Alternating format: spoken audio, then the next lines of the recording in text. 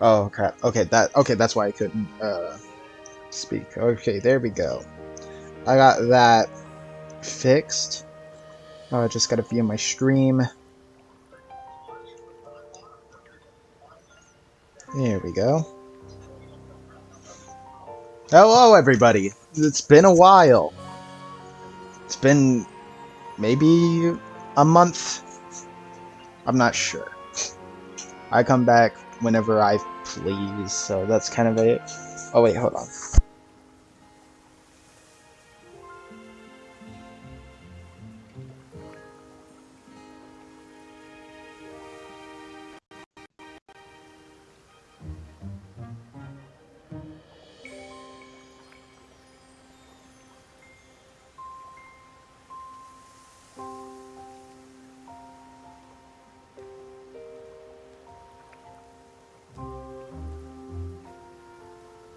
Alrighty, so I'm back.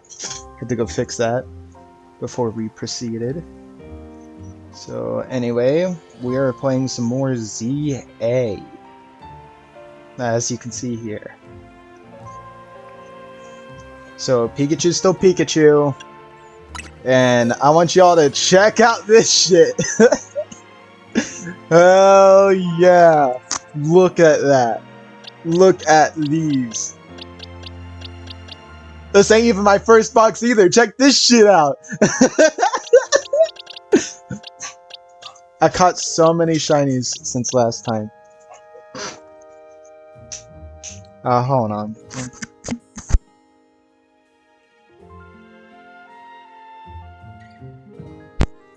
But yeah, I caught Alpha Shiny Salamence. Shiny Lucario. I caught 3, I think. And then I got Shiny Floette, got all these shinies, dude. Even the Alpha Shiny Chandelure. 2 Shiny Weedles. Snover. Alpha Shiny Sableye. Alpha Shiny Crocodile. Shiny Pikachu. And Alpha Shiny Banette. Well, I have an Alpha Shiny Venipede.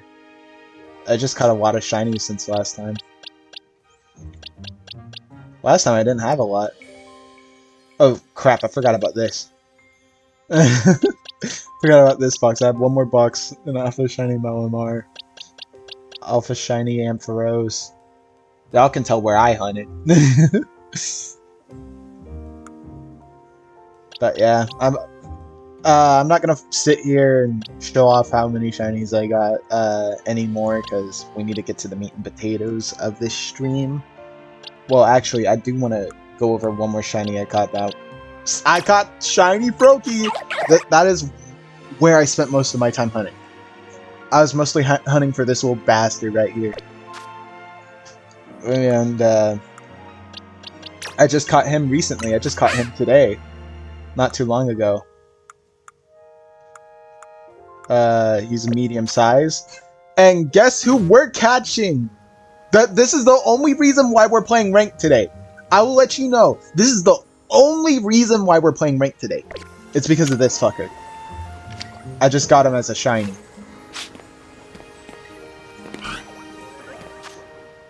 That is the only reason why we're playing ranked today.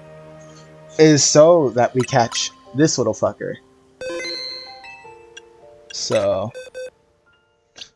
I just got a shiny Totodile, because I've been hunting in Area 20 exclusively. I have not been going... The reason why I have so many Zone 3 shinies is because I used the Zone 3 shiny hunting method just to get a few Pokemon I wanted. I didn't want the Alpha Shiny Litleo or anything.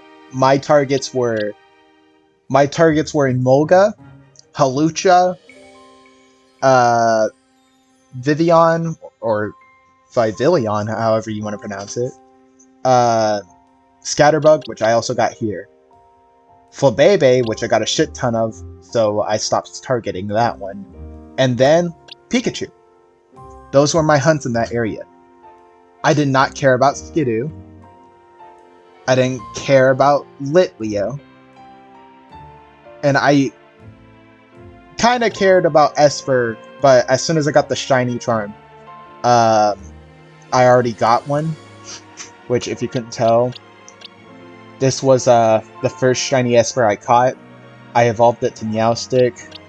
Then I evolved the second one into the female Meowstic, which is funny because I wanted both the male and female versions. Male, I like the colors on more. But their shiny variants both match, so I can't really say anything about them. I like them both.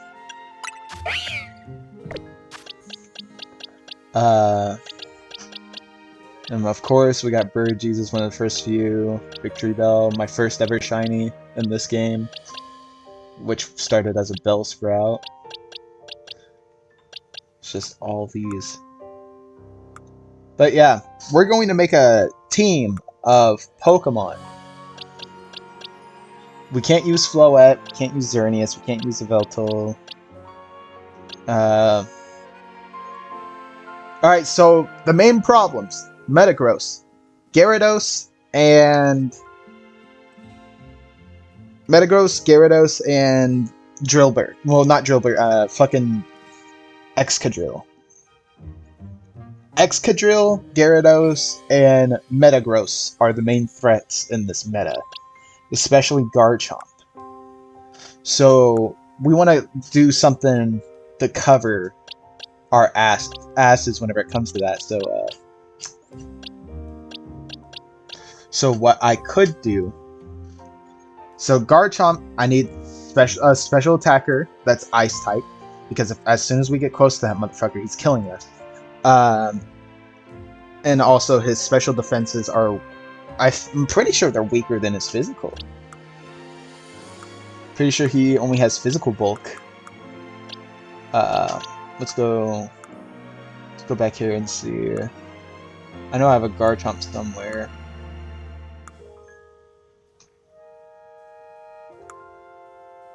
Probably past him. Has to be Garchomp somewhere, dude. Let's go by alphabetical order. Apache. And Garchomp. I only have one. And we're not using him. Let's see.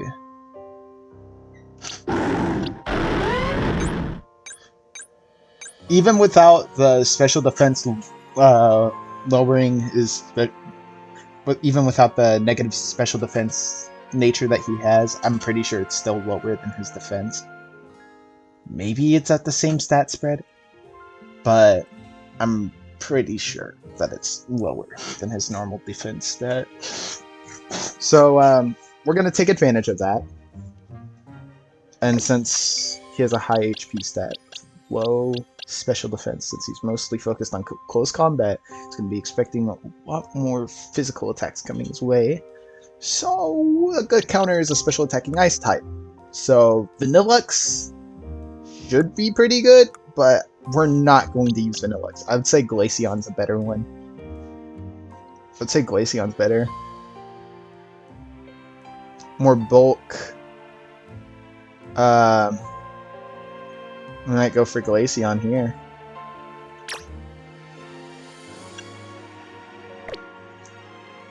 We go for Glaceon. But at the same time, we're gonna have to increase its speed and lower its attack. I'd say that's way better. Or we can lower its attack while boosting its defense.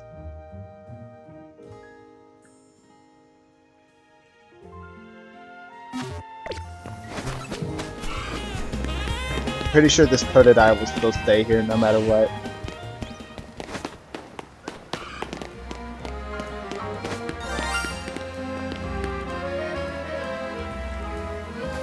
Look at him. Isn't he beautiful? I'm still gonna save just in case.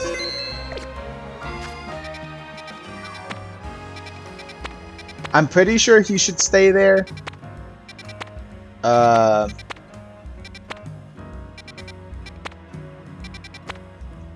Oh yeah, Delphox is a part of this meta.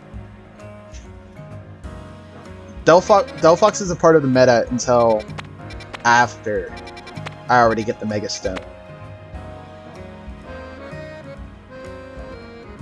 And even so, I'm pretty sure there's still a chance I'll see people above my rank. I have to think about this carefully. Justice Dojo. That's where I want to be.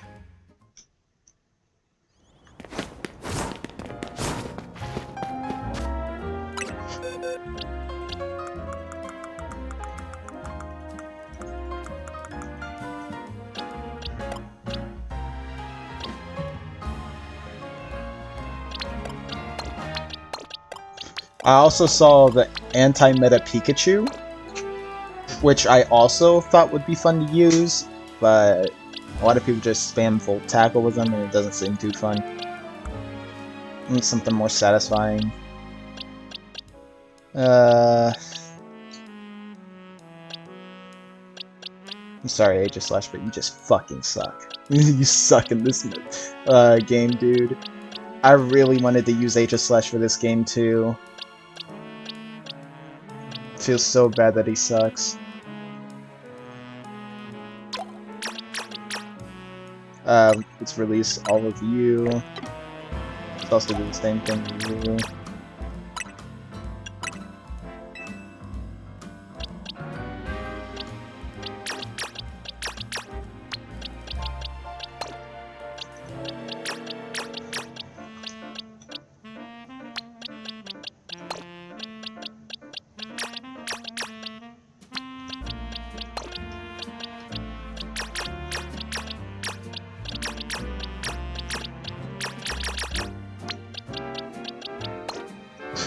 There we go.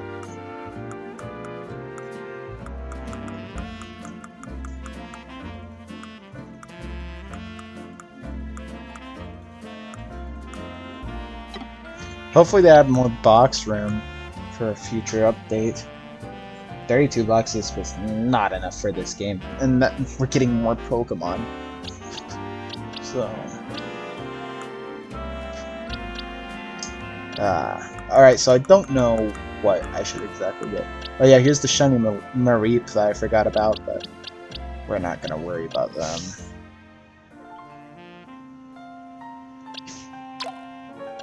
Oh yeah, you guys are special. Might as well move y'all. Well, actually, nah, I'm gonna keep y'all there. Alright.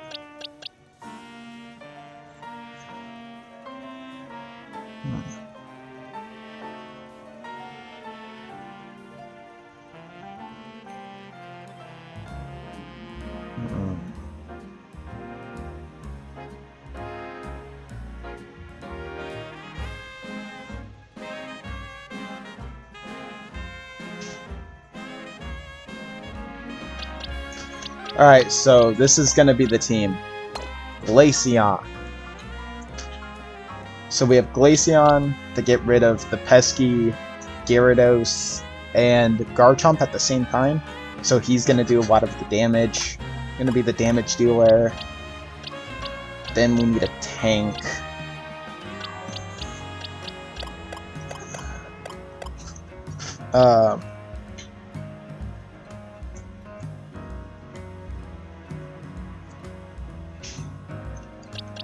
Well, actually, Scraggy.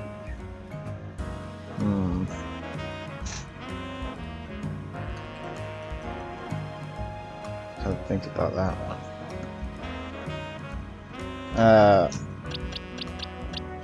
Y'all are about to see my piss poor team building skills. Because, I'm thinking about Scraggy. Because Scraggy can be pretty good for Delphox. Considering that Delphox is really strong, but they're only immune to Psychic, and I'm pretty sure most of the Delphox builds involve using fire a lot more than actual Psychic type attacks. So I don't think Scraggy is going to be useful for that.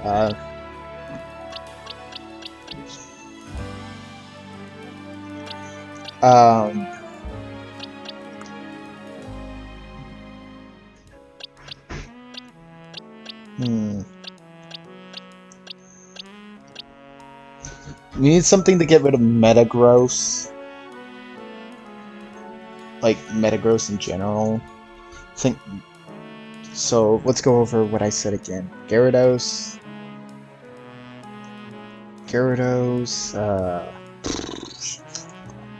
I keep forgetting the Metamons.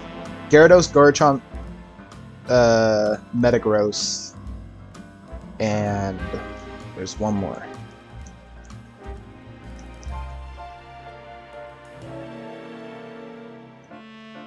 Can't remember, but I need a ground type. I need a ground type for any electric type. I'm thinking Excadrill could be good, but he's meta, and I don't want to use him. Because I say fuck meta, I'm just going to use whatever Pokemon I want. So I gotta think of a different ground type.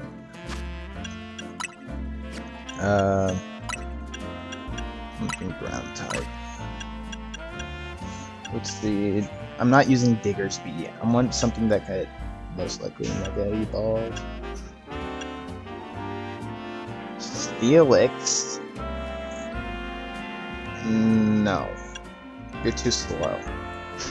Meta's all about being fast, and I'm not gonna get fucking destroyed by one glass cannon. That shit's gonna suck. Could use Crocodile. Could use Crocodile or Camerupt, but I'll get one shot by Gyarados. So it's not a lot of ground types.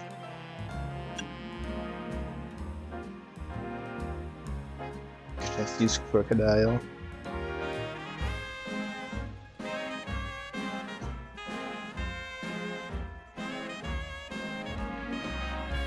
Or actually just don't use a ground type at all. Has to be another type that I can use as a substitute.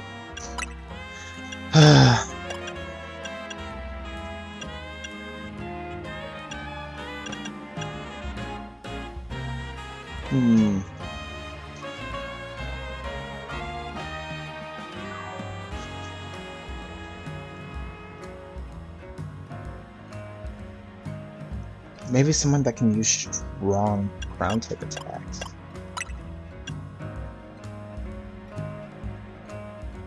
Lucario can't be a good fit. Lucario could be a good option. Especially for Mega Evolution.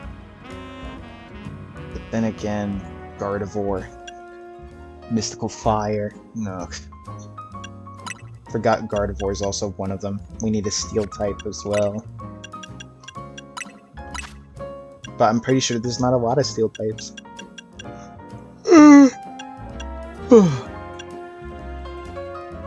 Oh, it's not a good selection.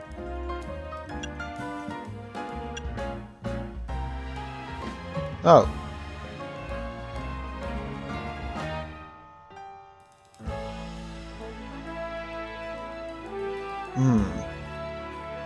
Could use Skarmory. I do need more Megas. Because, like, I need Mega Pokemon I can exchange with. Or interchange. And I have a feeling that Skarmory might be one of those Pokemon. Could also use Metagross, but he's meta. He really is the meta Metagross. So I'm going to use... Oh yeah, Scizor! Scizor is also a pretty good candidate, but 4 times weakness in a game where people can gang up on. No, thank you. I'm gonna go for Skarmory.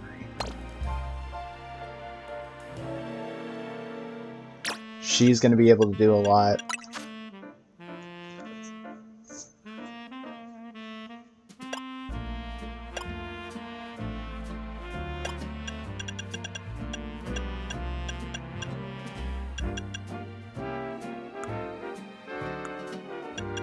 I'm gonna use Iron Defense.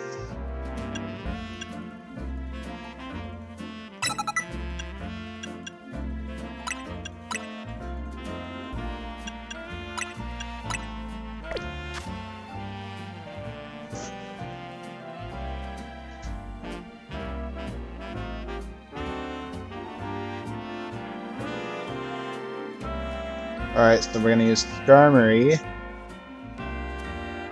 as the second Mega.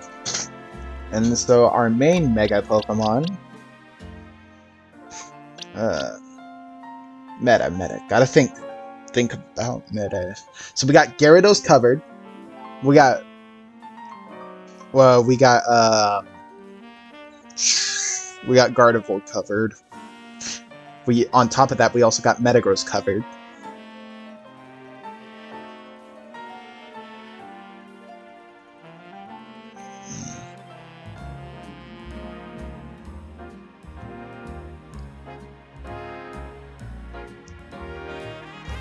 We also have Garchomp. Not sure if I already said him. And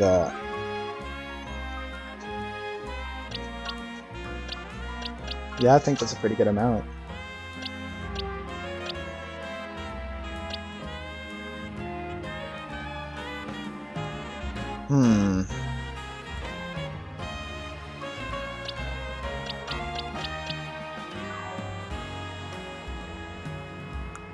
I think I'd benefit a lot more from Water-type Mega Evolution. I know that the meta has changed, especially for this season, but I'm still accounting for strong Pokemon that people still use.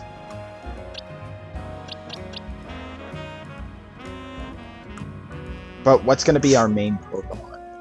Starters are pretty strong in this game.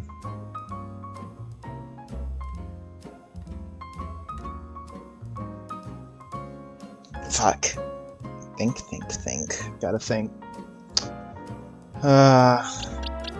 We got special, we got physical, so we're good in those departments. Both of these are alpha Pokemon, so their HP stats are max. Apparently I've already trained this Skarmory.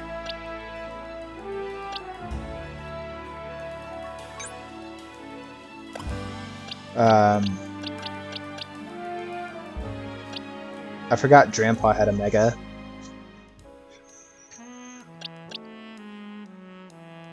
Could use Drampa, but Drampa's too slow. Look at that speed stat. It's too slow to actually do a lot. He can do really good damage, but he's not going to do a lot whenever it comes to how the real-time combat works in this game. Especially whenever the meta is evading attacks at the same time, so... I need another Pokemon that's capable of Mega Evolution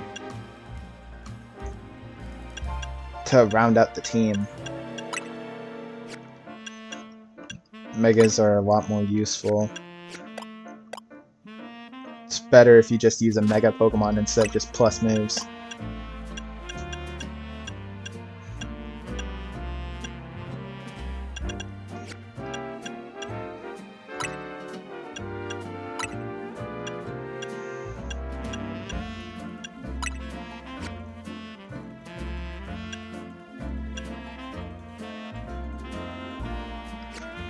Ah, damn.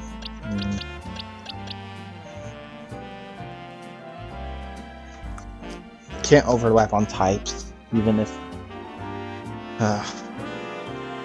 gotta think more about this decision. Also heard stuff about Stunfisk. Think we can also benefit off of a grass type. Maybe Venusaur? Maybe we can use Venusaur. But then there's Gardevoir. A lot of people are using Gardevoir. Fuck. Let's look for a grass type.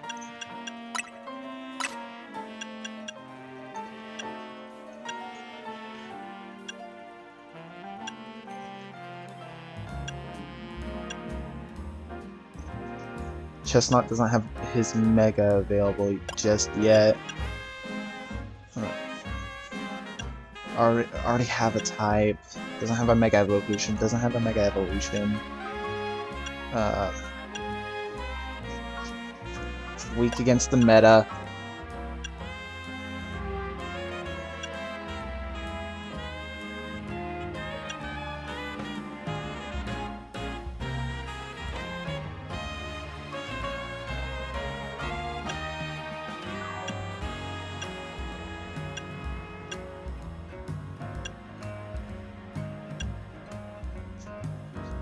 Damn.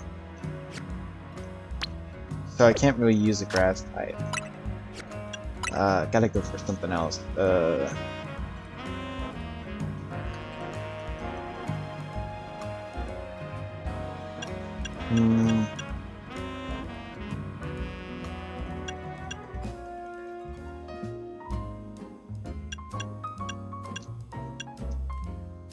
Maybe fairy? We don't have dragon. Well, we do have dragon types covered, but.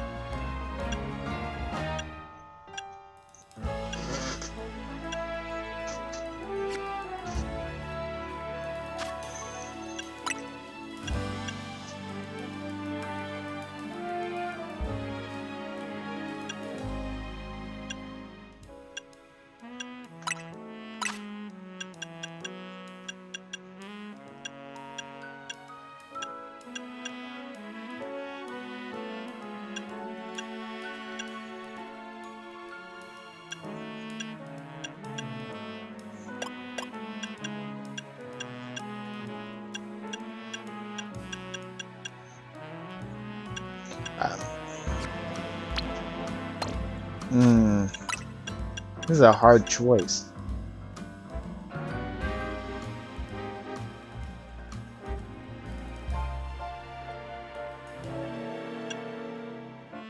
I can go for Beedrill. I could go for Beedrill, but I could also go for a water type Mega. So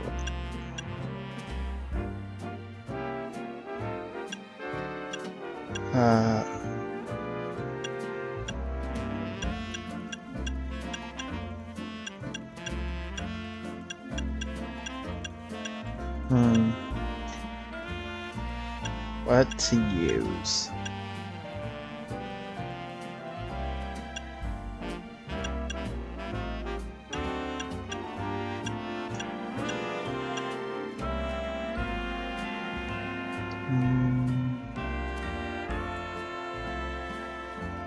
I could go for Alligator.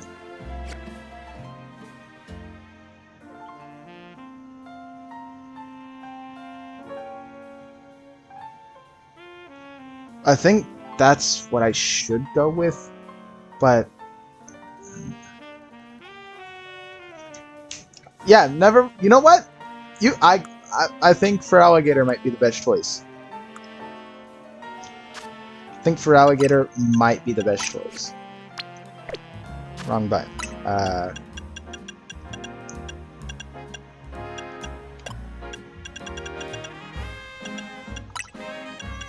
For Alligator.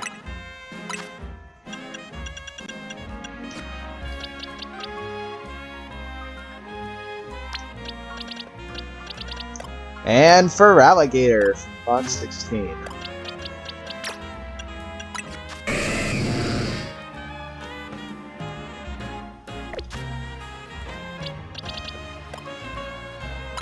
Actually,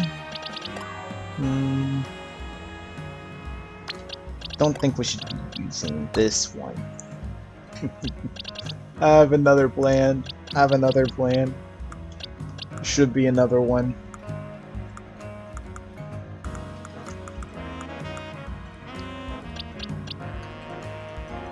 No, yeah. Gotta see if there's one more. If there isn't, then Oh well, I can always find another one.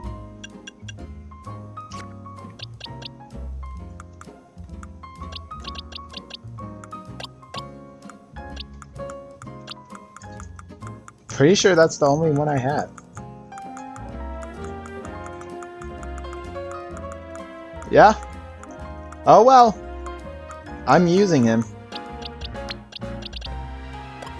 This Totodile? Hold on. Look at him first. Look at this motherfucker. He's like half my size.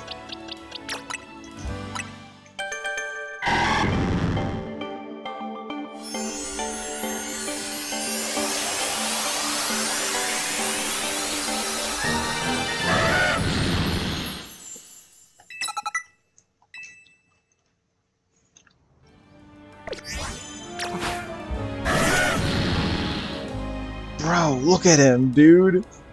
He's almost the exact same height as me, dude. Holy shit.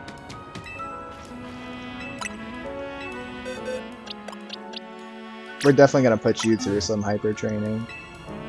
Bottle cap. HP. Defense, special attack. Start training.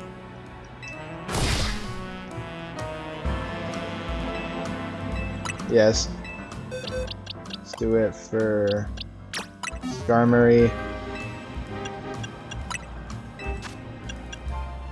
I guess speed and HP.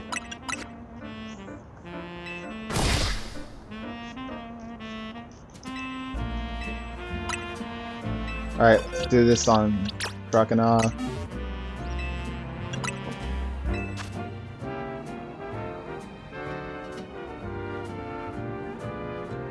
You know what? You're gonna be the first one to use a gold bottle cap.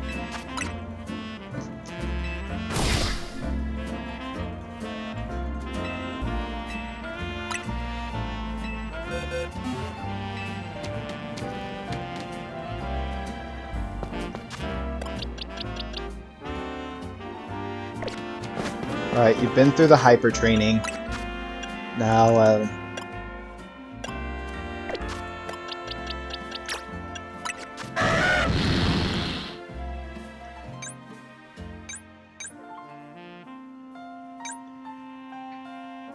we need to make your attack higher, and your speed, and your special defense, because we don't want people attacking you from a distance, since that will be your main weakness. I think it would be the best stat spread, because what I think a lot of people have a problem with is that they focus way too much on what the Pokemon's already good at, instead of actually enhancing stuff that could help it whenever it gets caught in a tight place. Making your Pokemon live longer, I say, is a lot better of a strategy than what most people do.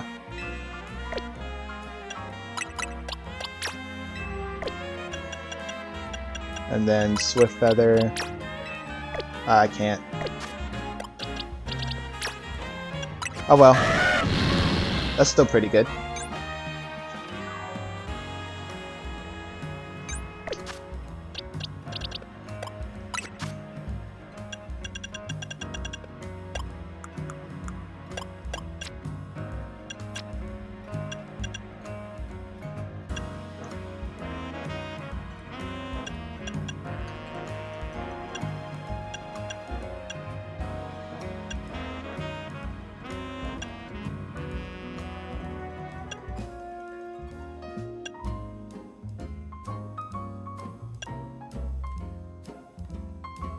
Ooh!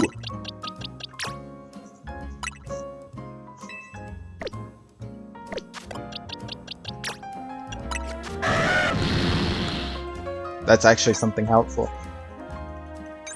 Make him a bit faster. Now he's tankier, and he'll be way more useful than Mega.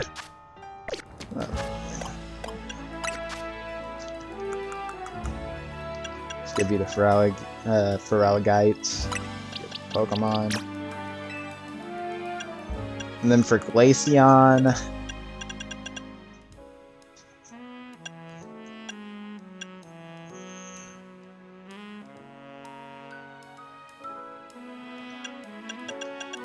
For Glaceon, you need a better nature, so we can go for special attack.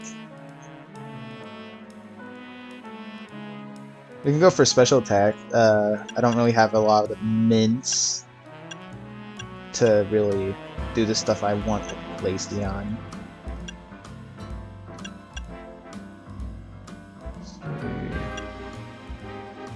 Yeah, I don't have a lot of good mints. The best one I have for it is Modest.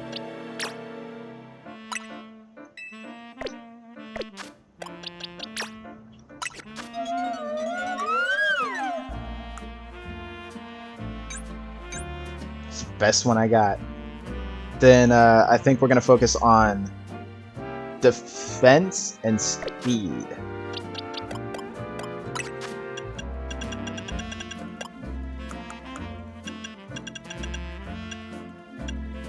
We're gonna do a little bit towards defense, so I'll go for 5.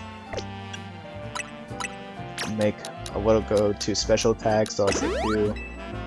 And then the rest is speed, which I'll give 13 of. And then just a little to special defense. I'll give 3. And I'll give 3 more to special attack.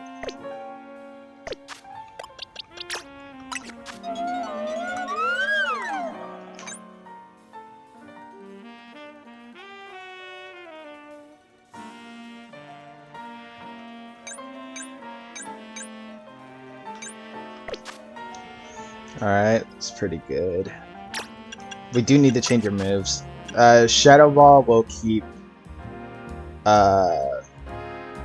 Shadow Ball will keep...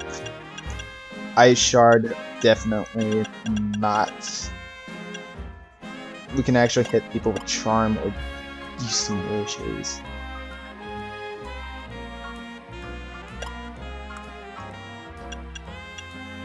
Ooh, or Calm Mind.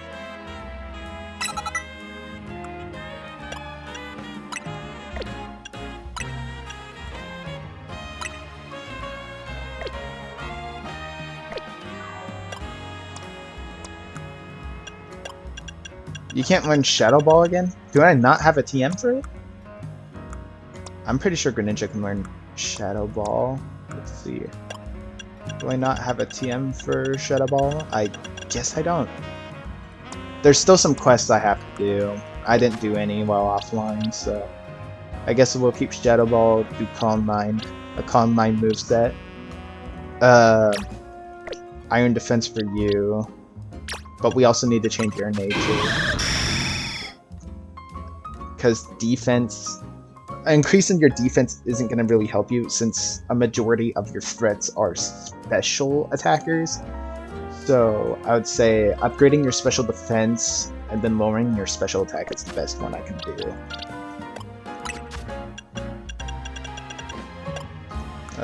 Let's go to here. Attack and defense. Attack and special. I don't need that. Defense and special attack. No, I need special defense. Special defense and speed stat.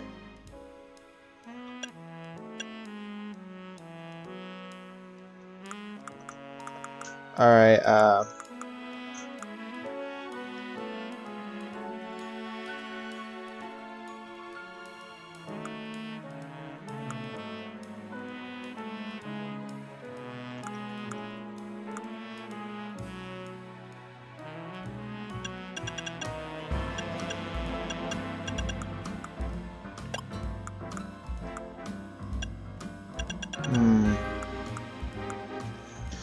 I think I might have to go back. And we want you to be a physical attacker. Waterfall's the best one for you, if I'm correct.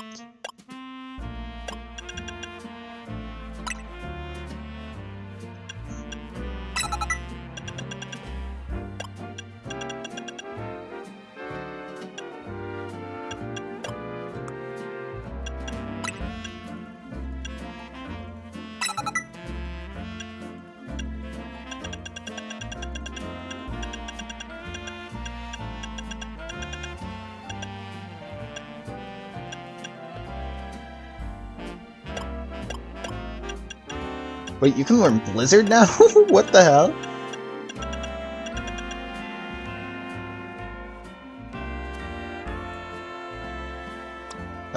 Hold on. Can't you learn Waterfall or something? Do I not have the TM for Waterfall? Okay, there we go.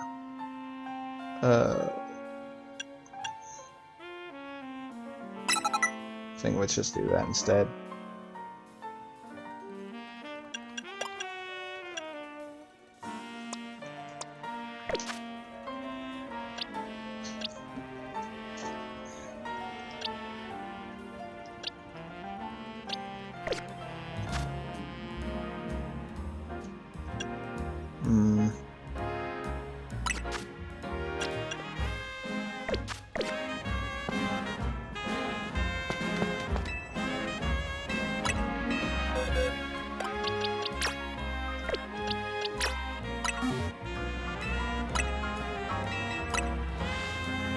There we go.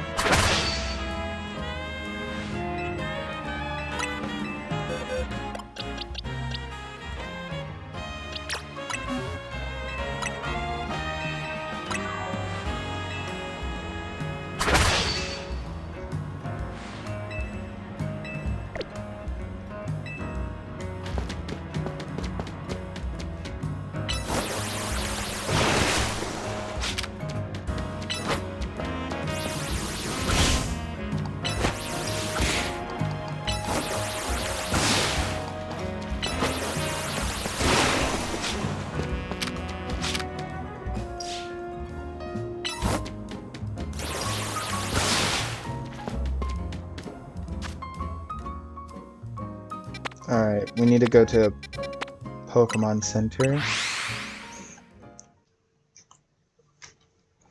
We're just gonna go buy some shit. Shopping.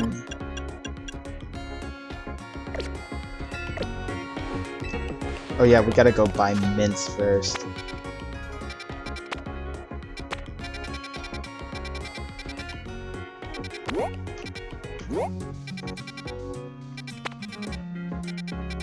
Remember correctly,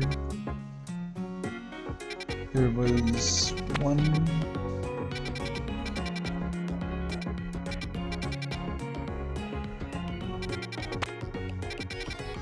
There's one right next to Area 3. I know, like, I'm very familiar with the place by now.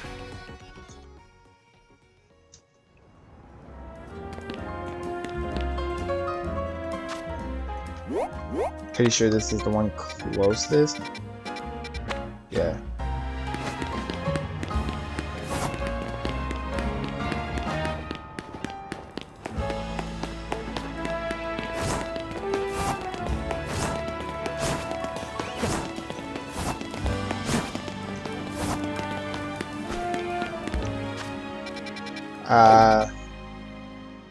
Yeah, I turned the wrong way.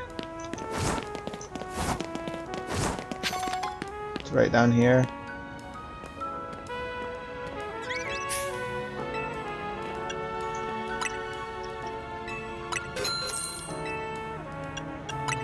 We're just gonna buy one of every mint.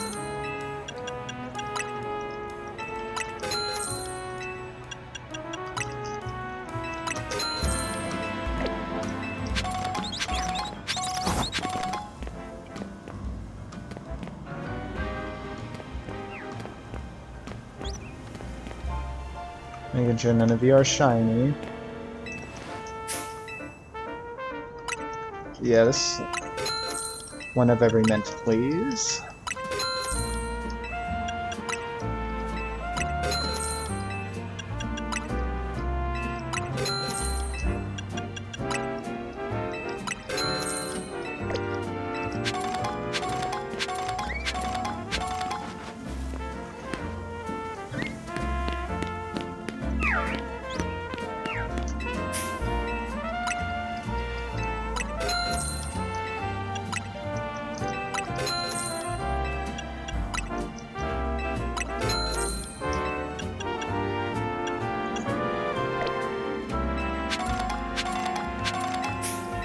Alright, bought a Rajman, that's quiet. Nah, I already got one.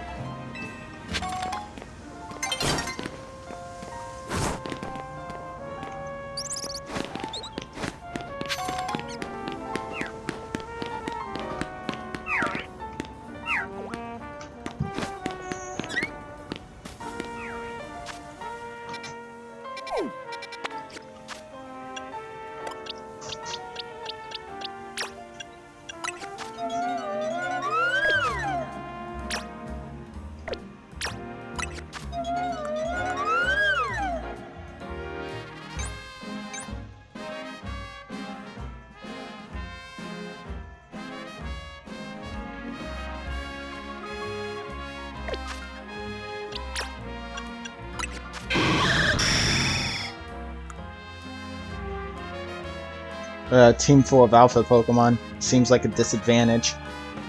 But this is the best I could whip up for right now.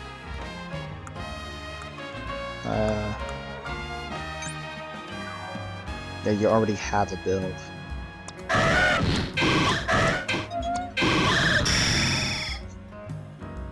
Alright, so we're going to decrease your special attack for more special defense. That's what I said, if I remember correctly.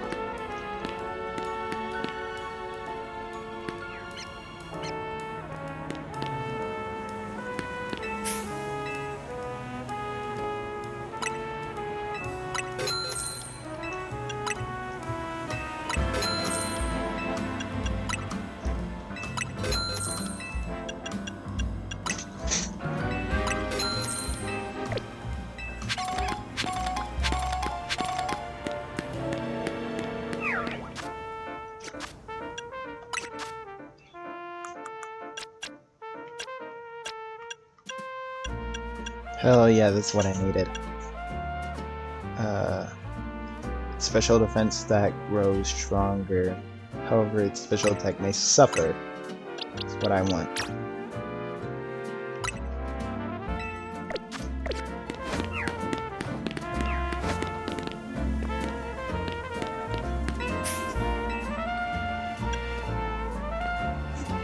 I don't remember which one it was, so I'm just gonna buy them all again.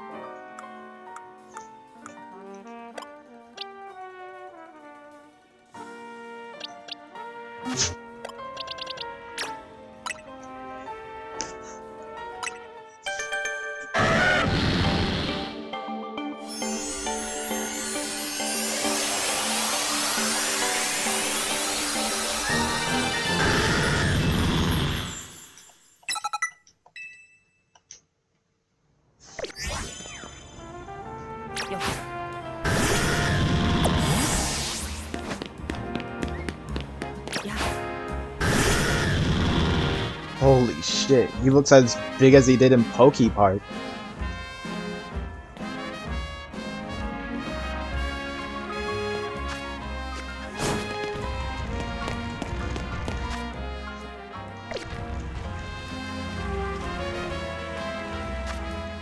Or we're about to see him in action too.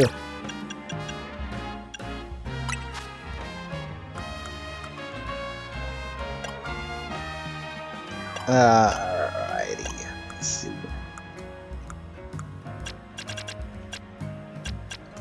Alright, can we give you?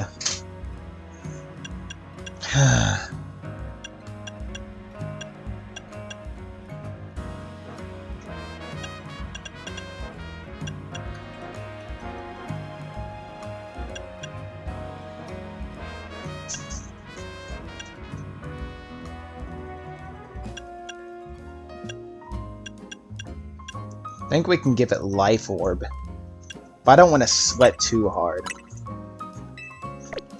So let's just give it an Expert Belt. I just want to play the game for my own entertainment, just like everybody else. So this is how the team's looking.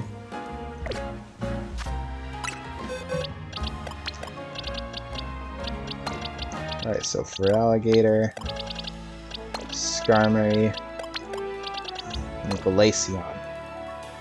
This is the team.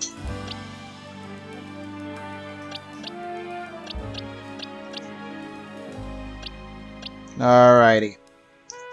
Looks like everything's pretty much set.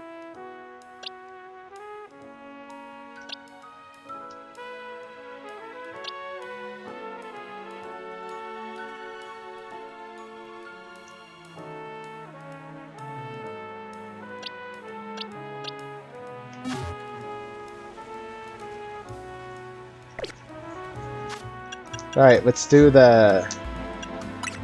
Yeah, Blink play... Oh, we can check our titles.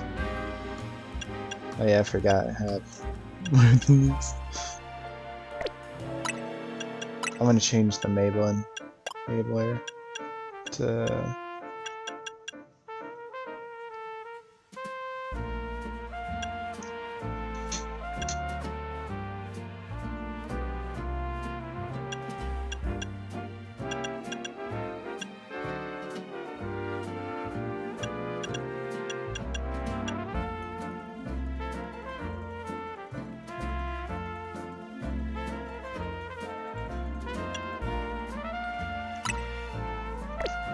There we go. Ranked battles. It's time, everybody!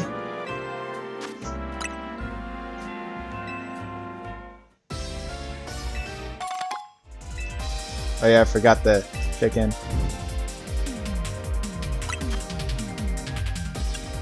Oh yeah, I forgot the... That's what I forgot to do. Oops. Sorry.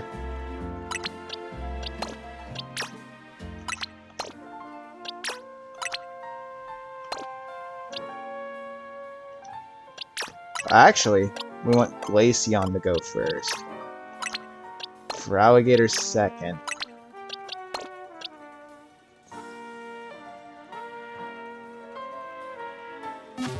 And if that doesn't work...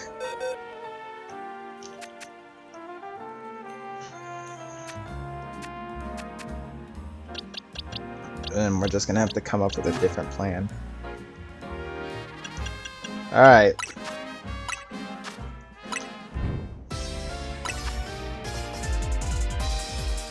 Let's go.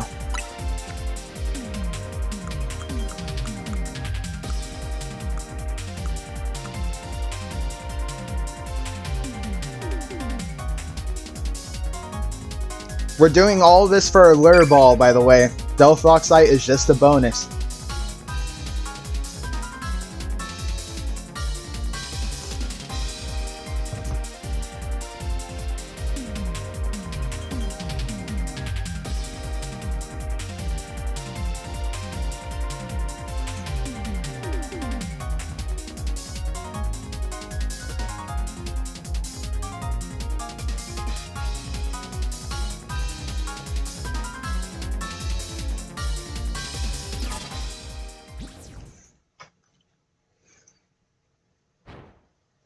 Bro, what is up with y'all freaks?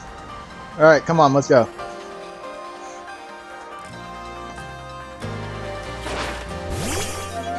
Alright, Glaceon. Let's see what you're made of.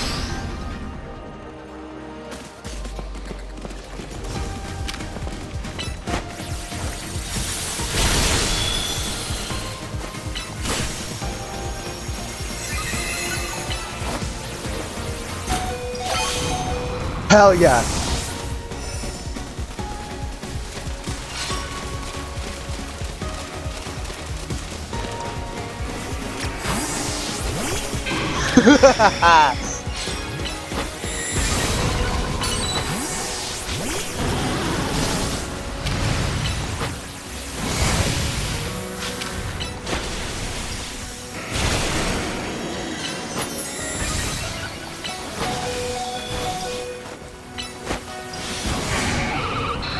Skarmory, no!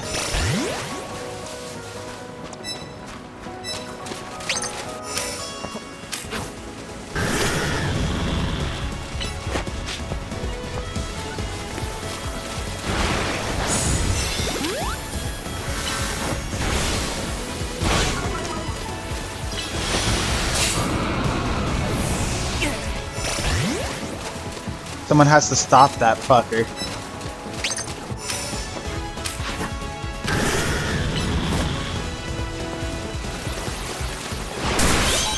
Hell yeah.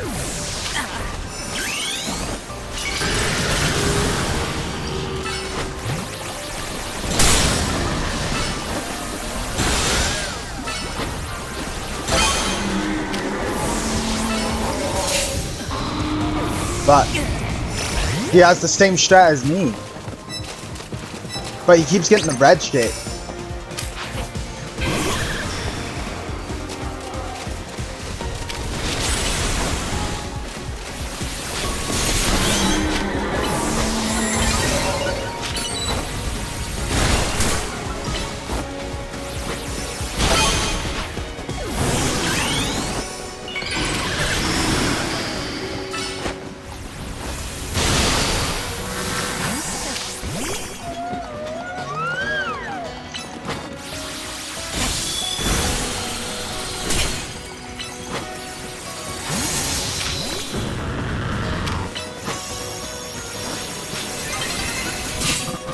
God damn it.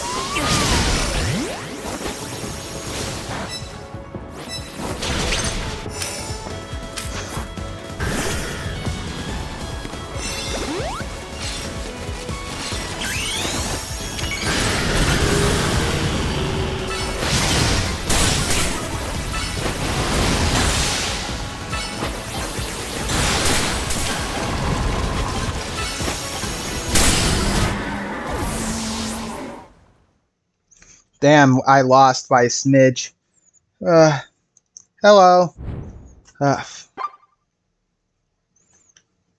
Oh, he took the other kill. Damn.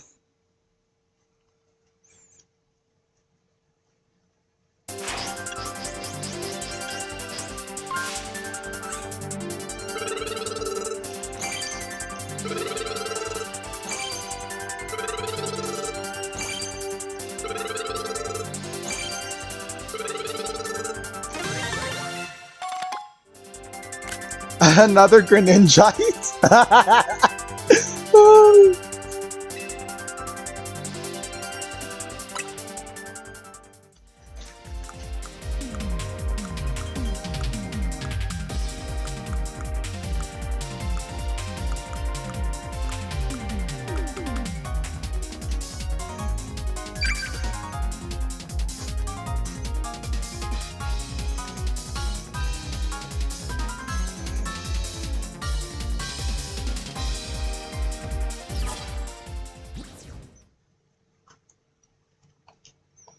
Alrighty.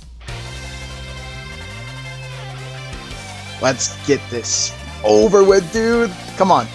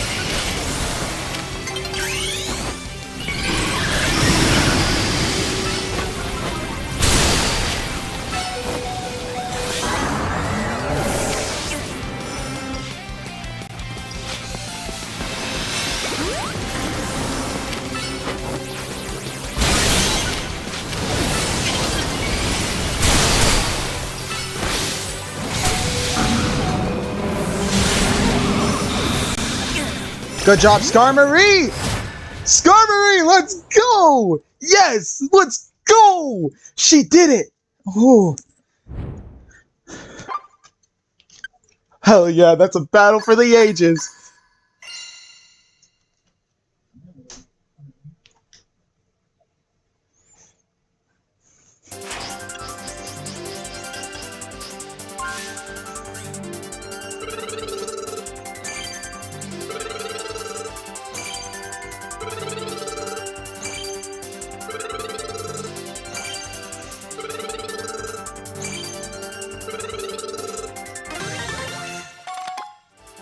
I got the Delphoxite! Let's go! Alpha Wielder.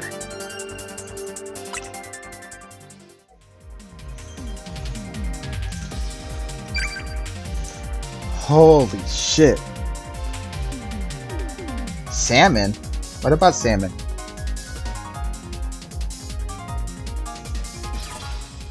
Speaking like the guy from JJK? I think we have a cursed speech user in the chat.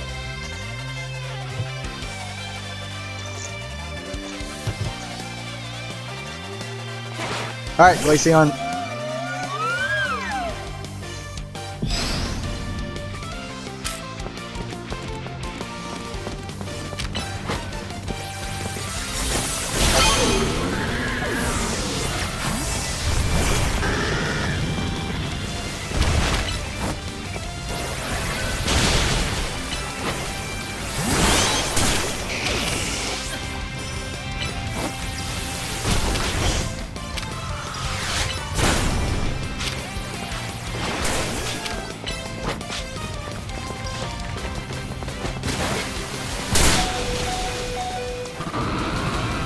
No!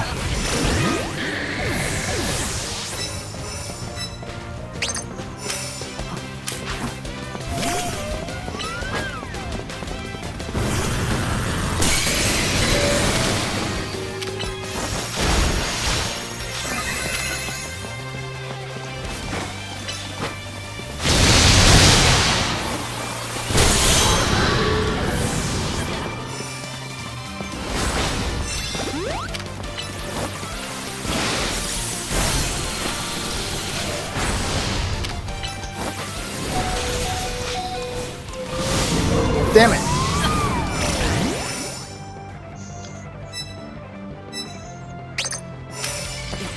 Why don't I use Gallade or Gardevoir? Gallade isn't really good in this game, and Gardevoir is meta, and I don't want to use that.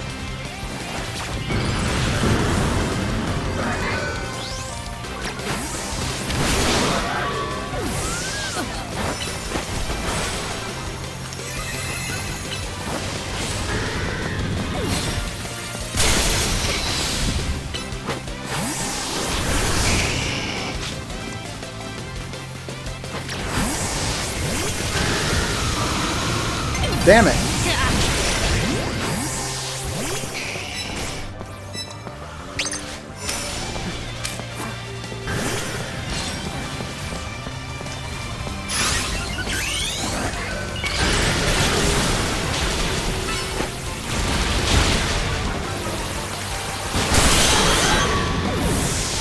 Woohoo!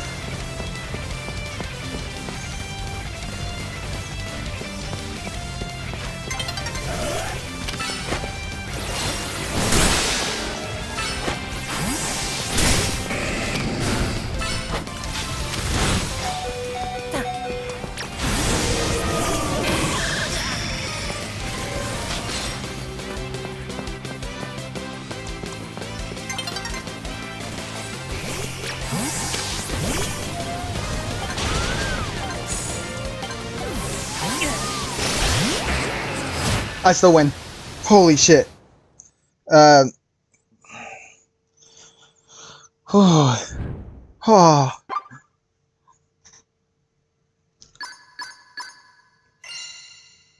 Hell yeah, me and my Meganium, bro.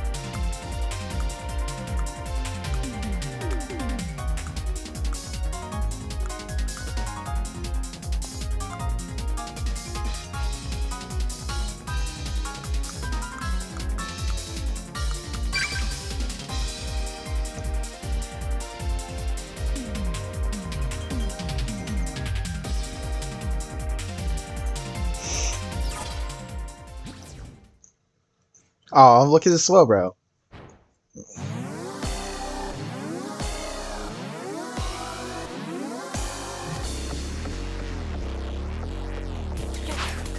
Alright, let's go.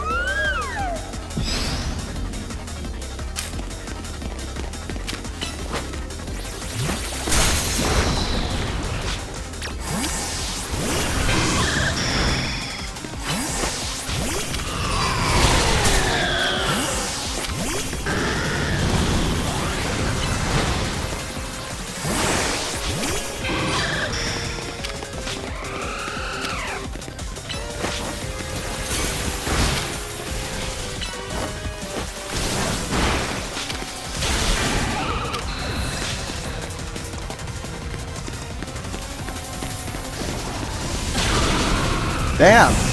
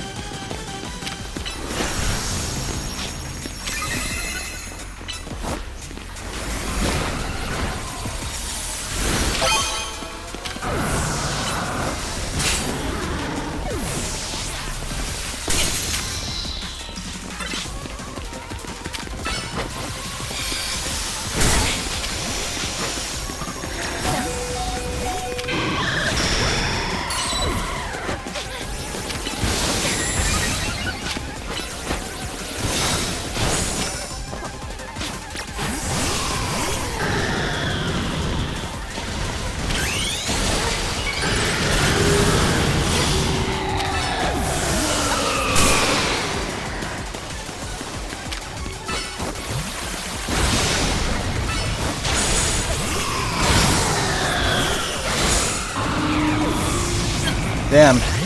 I am not making it out alive, dude. Oh.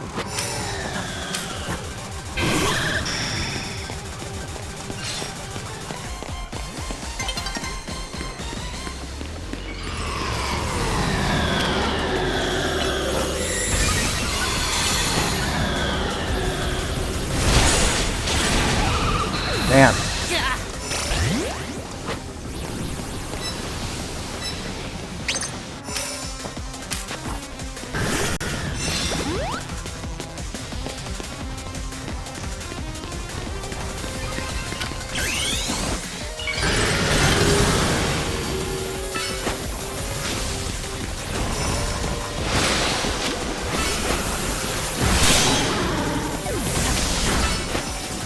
Shit, wrong thing.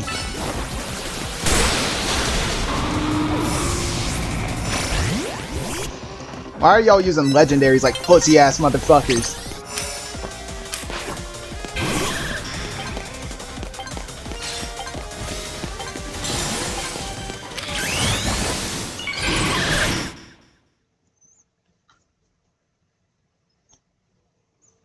Oh man.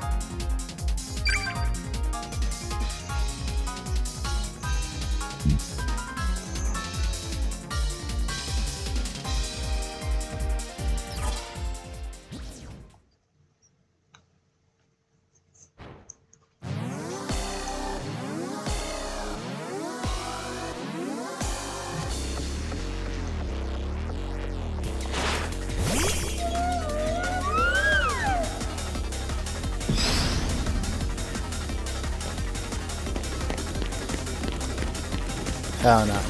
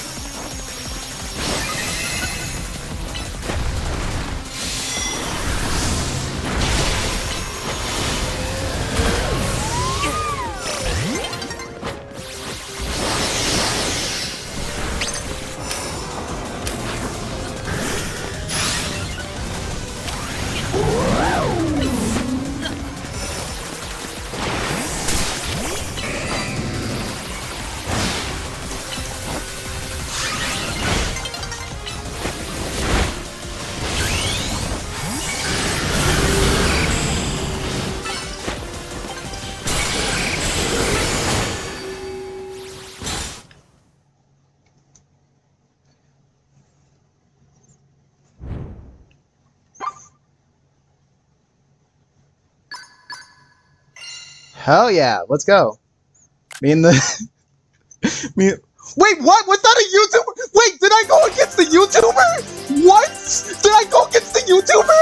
Yo, no way! Did I go against the YouTuber? Oh, what?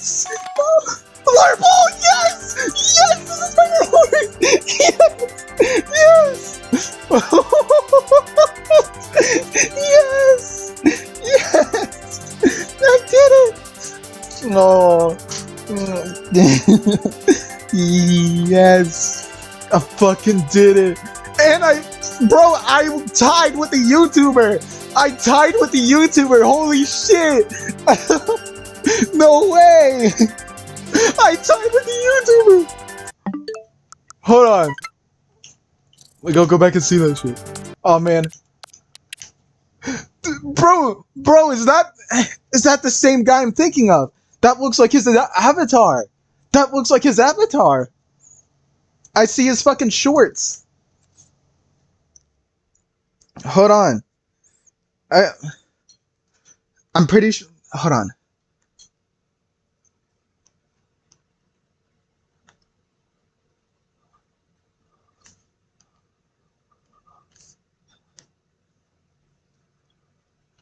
He looks. Um. I don't think he goes by the same name as his character. Fuck, I have to find it. Pokemon ZA. Well, Legend ZA. Oh.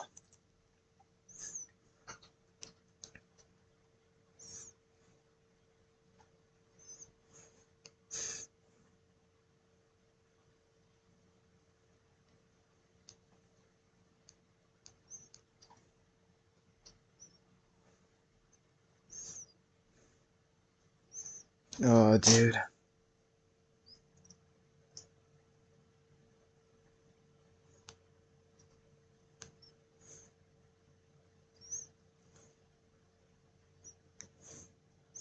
I need to find him. I see him in shorts quite often.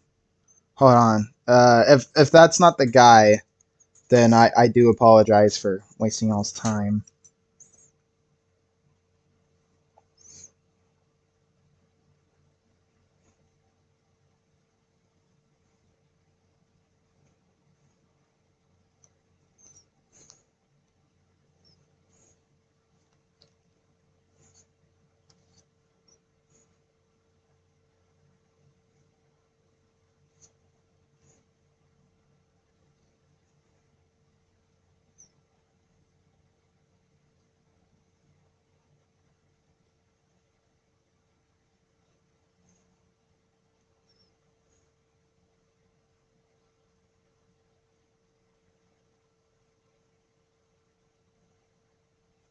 Bro, Jake, Jacob Weebly, how are you gonna say this shit without even playing the game? Fuck off, you fake ass motherfucker. Uh,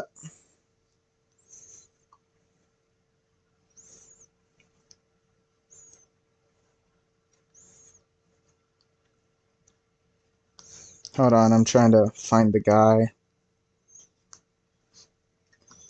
Oh man, I see his shorts from time to time.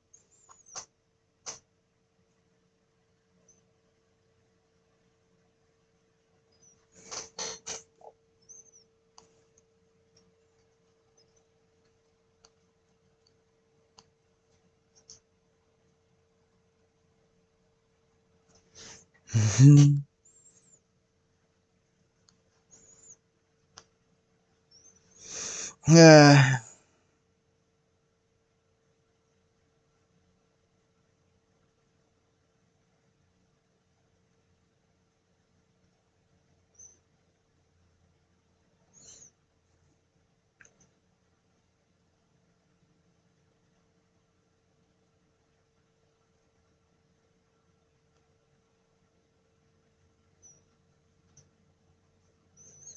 Man, I'm trying to find it.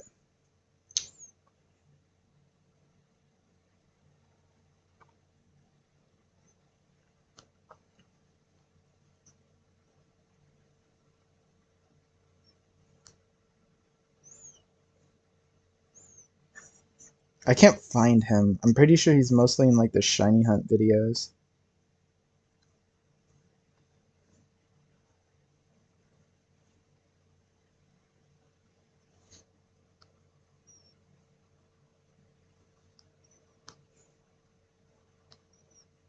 Can't find him. Now he's like a myth.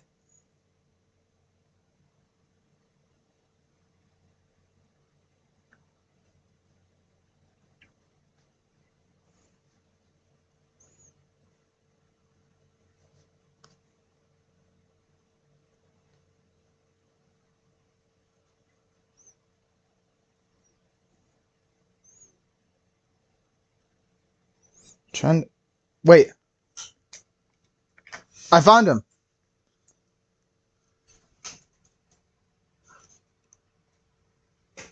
Maybe it's just someone that uses the same trainer style as him. Is that another Aeron? No way, dude. Wait, there's two Aerons. No, we gotta go save. Okay. Wait, that's a Pidgey. That's a shiny Pidgey and a Magikarp. There's so many shinies. This is a joke, by the way. I was just hunting the zone for quite a while. Have you ever seen someone get more than 2 shinies at Bro, once? what? What about 8? Because that's exactly. Bro, short-tempered is that him? Is that him? Is this short-tempered? If so, then I tied with him. I tied with him while using a Feraligatr. We both tied. Oh. That's funny.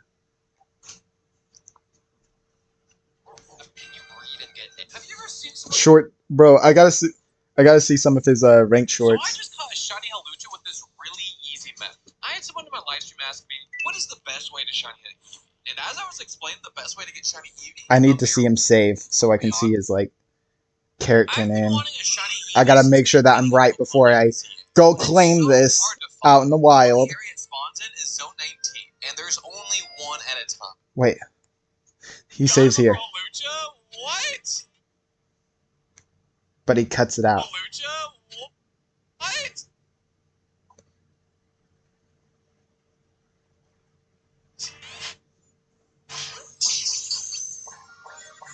Hey, we got it.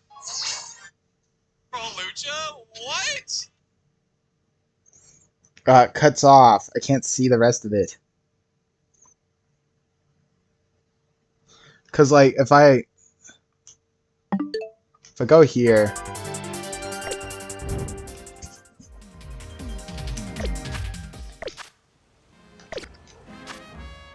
If I go here and then go to save. Oh wait, it doesn't even say your name on the save. Fuck. Then how am I supposed to tell his trainer name? I can't. Because if his trainer name is Gilux, then what a surprise. But it doesn't look like he wears that jacket at all. So I'm going back. I have been searching for shiny Totodile and Tempting every day on stream now for 3.5 weeks, and I cannot find them. I have found literally every other shiny. But it looks like he found that shiny Totodile because he battled me with it. If that's not the same guy. Oh my god. Anytime I bring up a different shiny hunting method, someone always has to comment. Just use a turbo controller and AFK hunt. And yeah, you can do that. But it feels like asking your friend to be the hard boss for you instead of doing it yourself. I have always liked to publishing things about myself. So having a turbo controller shiny hunt for me just isn't something that it's crazy to me that even with the shiny odds being 1 in 1024 with the shiny chart in Pokemon Legends VA, I still can't find certain shinies. I was so presenting for what's the best shiny hunting method in Pokemon Legends? So I just one of the worst mistakes you can do shiny hunting is to leave your target too quickly. I was shiny hunting Ralts and Eevee the other day. Being a colorblind, stop doing that. Oh, I might have to look.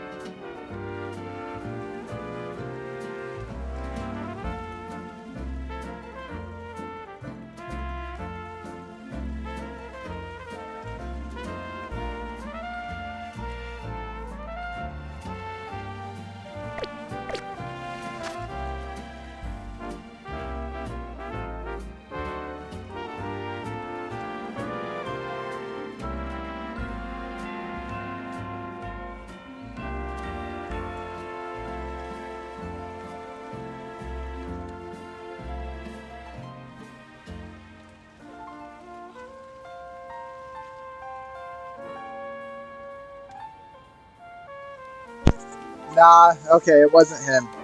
I did some confirmation stuff. It's not him. Stop doing bench. He just has the same avatar as that guy. I got excited for a second. The clues were there, but... Man, I got excited over nothing.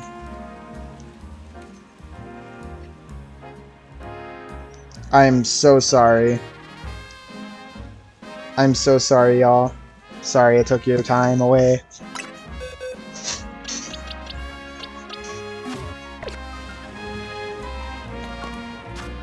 Alright, let's go catch that Totodile.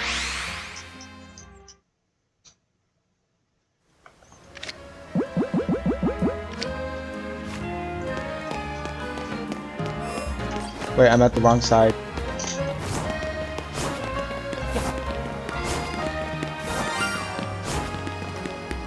There he is.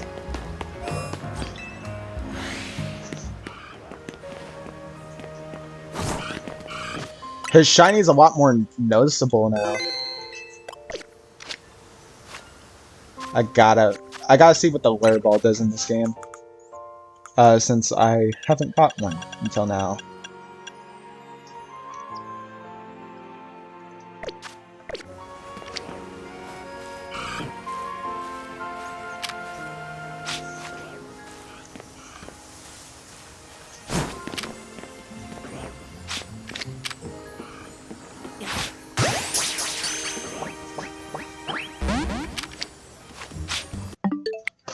Good thing I saved.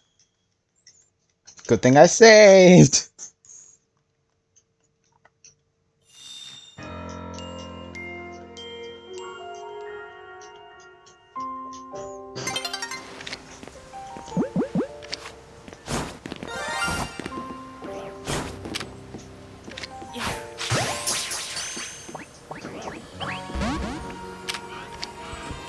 Motherfucker, that should catch you. It's at 4 lines.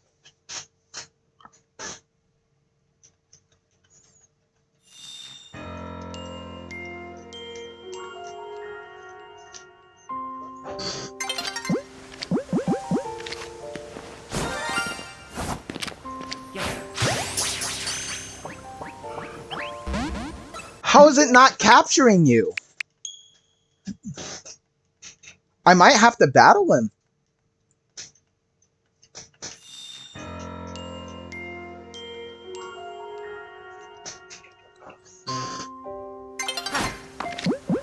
Oops, my bad.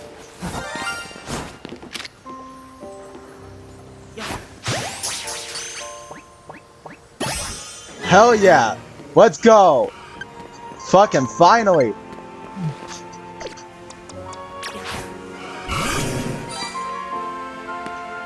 Hell yeah. Let's go, shiny Totodile. He's been waiting. He's been waiting to join the collection.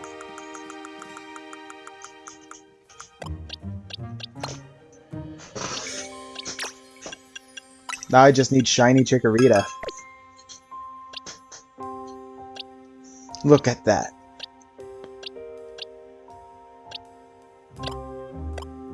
That shit's just awesome, dude. Shiny Totodile and shiny Tefeg.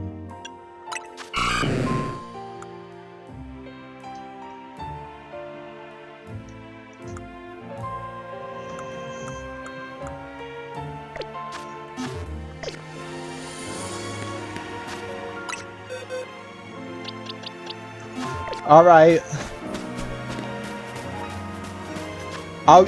Okay, before we end stream, because that's all I wanted to do for this stream. Before we end stream, I'm going to do a quick shiny hunt. Just so the title isn't clickbait.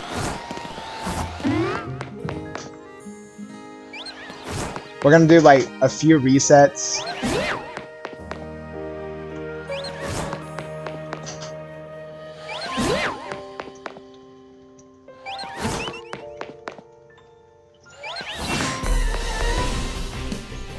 Last reset. Well, actually, I gotta do one more because if he spawns right there, then that's a no-go. I want to leave peacefully.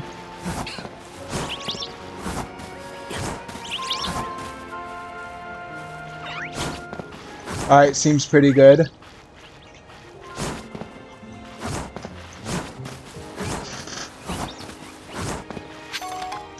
Alright, that means I can... Well, actually, I got one more area to check out.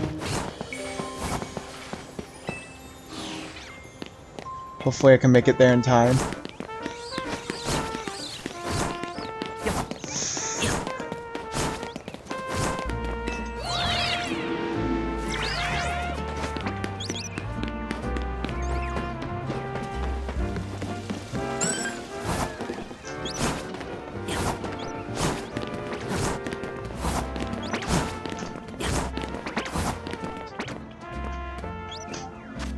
Alright, all good.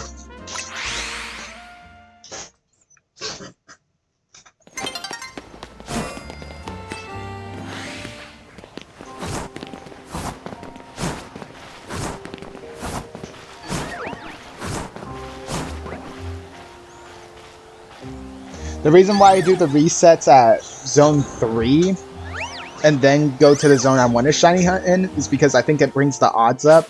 So then I can be over odds, and then it will be easier to hunt whenever I'm behind odds. And also I use the nighttime to my advantage to reset, as a free reset of spawns. I'm giving y'all my shiny tips, so y'all can shiny hunt for yourselves. Because like a lot of the YouTubers tell you just to reset the zone, keep resetting, keep resetting, keep resetting, blah blah blah blah blah blah. But I do the same thing, but I'm gonna add on some more info to that, saying like you should also wait until nighttime to reset the spawns in the area you're currently in, because it does it whether you're in it or not. So just wait for, like, whenever it's about to be day or night, just wait in that area that you want to soft reset in, and then boom, you still have your odds getting brought up by quite a bit.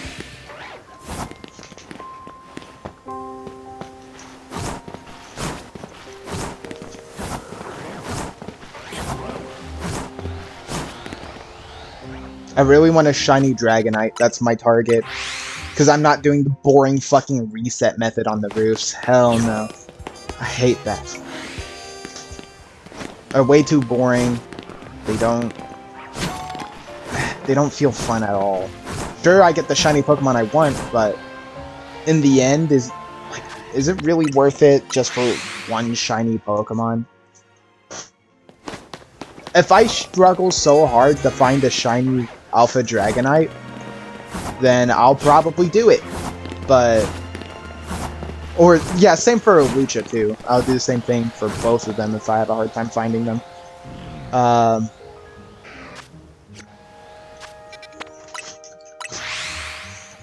But if not, if I find one eventually, then I won't care, because I don't need to hunt them down anymore, and they're already 2 cool Pokemon that I got down for my hunt.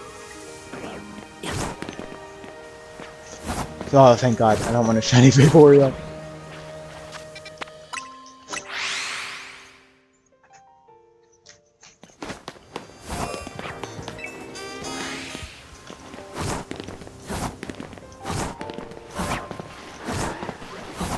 My targets are shiny Charmander and Chikorita. Shiny Charmander, Chikorita. Squirtle would be a bonus. I don't really care for Squirtle, but Squirtle would be a pretty fun bonus.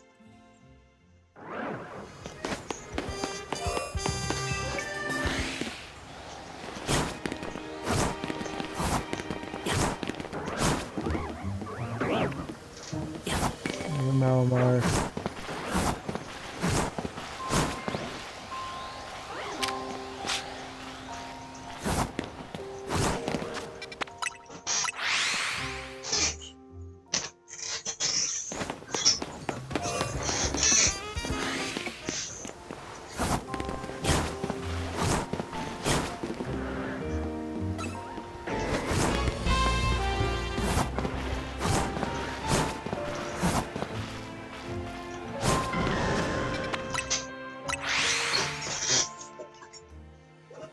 But yeah, since we're done with the ranked portion, because that's all I wanted to do. Every time there's a new mega available for ranked, I'll play it. I'll also live stream the DLC since none of my friends are going to be able to get the game on time, so I'll be live streaming my playthrough through the DLC.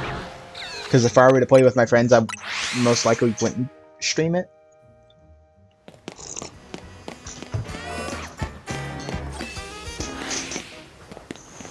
But since I know most of them probably aren't getting the game on time, like, even if they do get the game, high chance in hell that they're getting the DLC.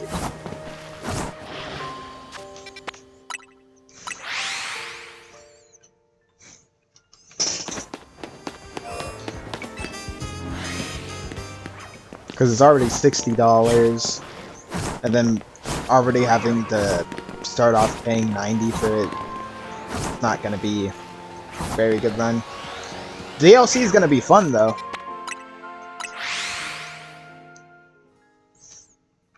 Seems like it's setting itself up to be a roguelike.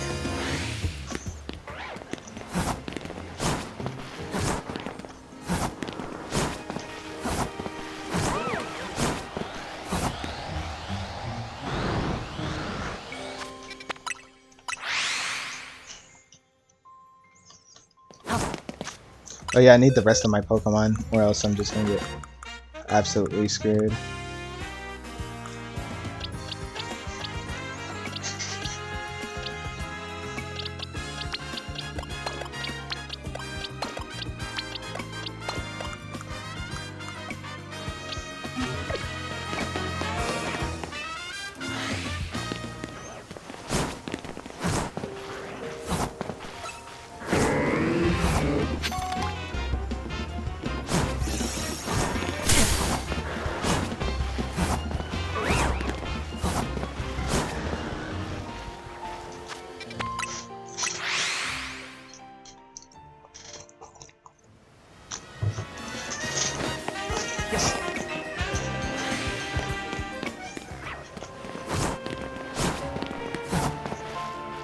I won't live stream my shiny hunts as much, even though I think that'll probably get me a lot more views if I just keep shiny hunting. A lot of people like shiny hunting content, especially in the Pokemon community, but I'm not sure if they're gonna like a Pokemon streamer to cuss, considering a lot of the non-cursing ones get a lot more publicity than people like me.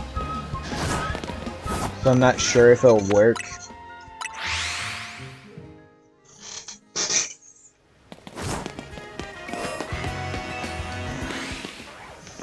I am aware that there are some that cuss that are already pretty popular, but are they as popular as the non-cursing ones?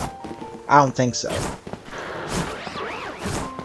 think it's more, I think it's a lot better than not cursing your videos, whenever it comes to Pokemon. But at the same time, I'm the... What's the word? It's not vulgar, is it? Vulgar is a different word. It's used in a different way, if I'm correct. But I just use a lot of swear words. I have a sailor mouth, so... And it's just genuinely how I express myself. It's better than what most people do. I don't express myself with taxidermy. Nothing wrong with taxidermy, I just think it's fucking weird. Why would you ever want to do that to animals? Get that they're already dead, but fuck, dude. Sounds weird as shit.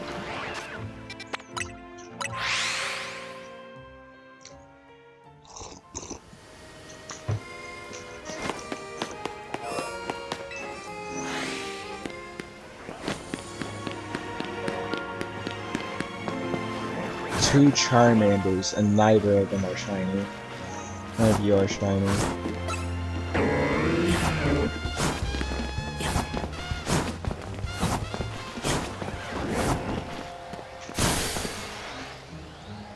That Malamar almost got me caught.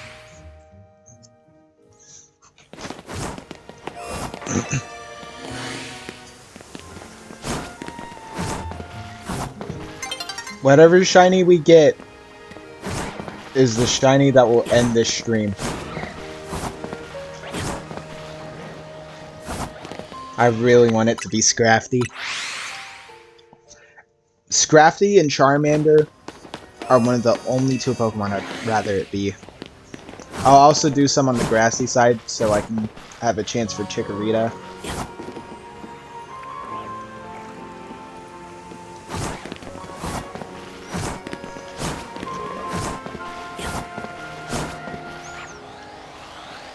Oh yeah, I'm also...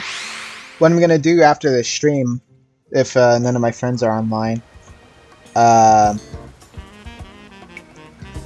is that I'm going to probably watch, like, after I finish the episode of One Piece I'm currently on, I'm most likely going to watch Hazbin Hotel Season 2.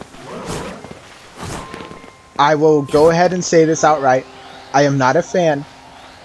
But from the trailers I've seen for Season 2, it gave me hope. It gave me hope that this series could probably redeem itself.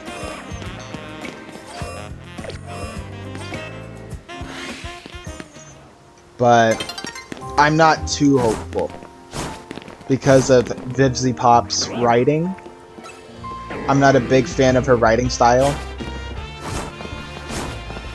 Her writing style seems rushed.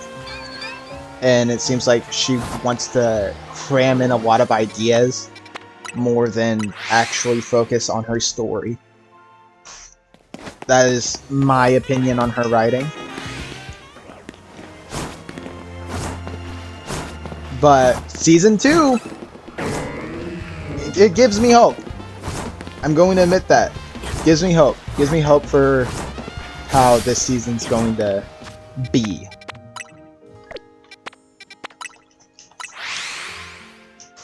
And if the season's trash, just like Season 1, then I'm probably not going to give Season 3 a shot. Because I know Season 3 is most indefinitely in the works.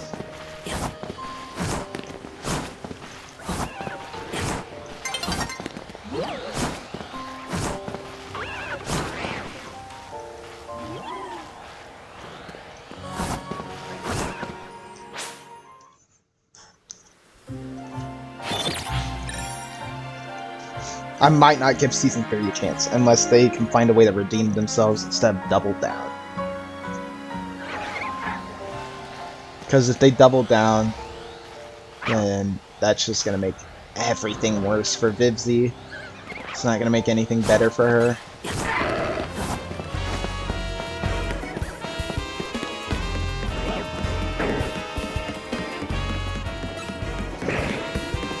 I'm just hoping that Season 2 is actually better than the first season, because the first season, like, despite continuing off the pilot episode, which a lot of people critique, I've seen a lot of people critique, Vivzie for choosing to make the pilot the first canonical episode. But me personally, I don't have a problem with it. It's free. You can watch the episode on YouTube. If you're paying for a streaming platform, you should have access to the internet to watch YouTube.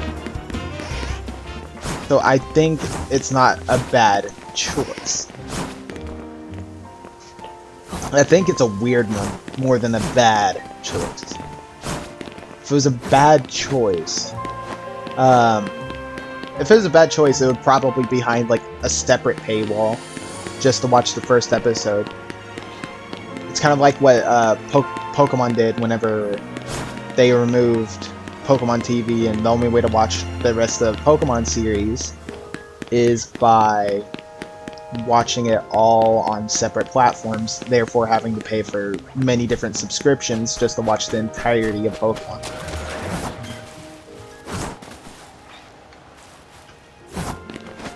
All just because they got rid of a app.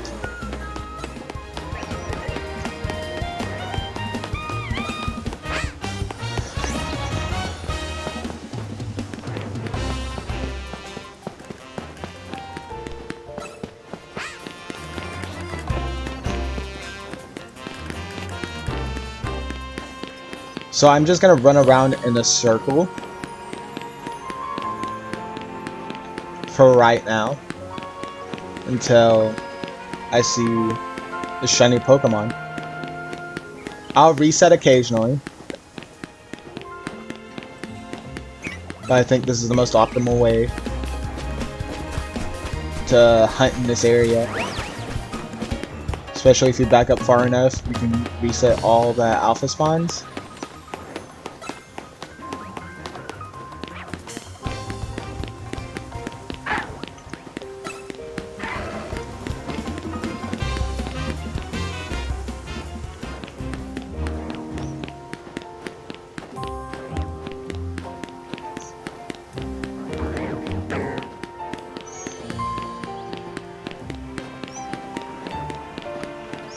Another Totodile.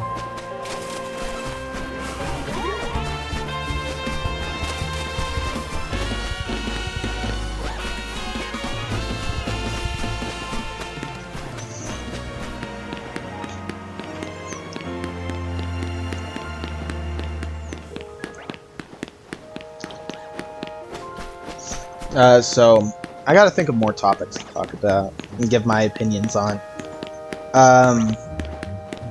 I think here's a pretty good one. I think I've already talked about this in previous streams.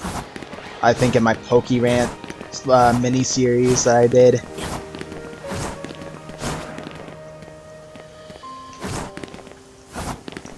And I'm going to talk about Nintendo. I'm going to talk about Sega until we get a shiny Pokemon. So to start start this off properly this time. We're gonna start off with Nintendo being a greedy corporation, or a greedy company. A lot of people have been saying this. This has been a repeating talking point for months now, and I am tired of people reusing arguments, considering that every company is greedy. Like, what company isn't? You have to make more money, unable to keep the company going. You have to make more money than last time so you can make more expensive business decisions to make your company more profitable. The whole point of a company is to grow. And it seems like people have forgotten that as meaning to be a company. I'm not defending anything about Nintendo. I am just talking about companies in general. Because you can say the same shit about Sony, Microsoft. You can say the same shit about maybe your favorite food company. You can say this about almost any company that is ran in any place, really. Because the goal is to make more money. Make more money than last time, and if anything, stays the same, then you're not doing too good, and you need to figure out something new just to make more money.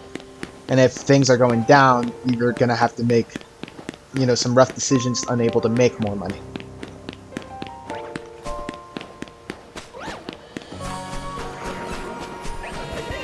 What I dislike is that most of these people come in with minds already closed off to any more thoughts of what could be happening. It's a fucking company. They're going to want more money. They're going to make more money. And it doesn't matter what you do. That is the whole point of a company. All companies are greedy because the whole goal is to make more money at the end of the day. It doesn't matter how friendly they seem. It doesn't matter how they treat their, players or their, fan base. It doesn't matter, considering that they're going to still make money.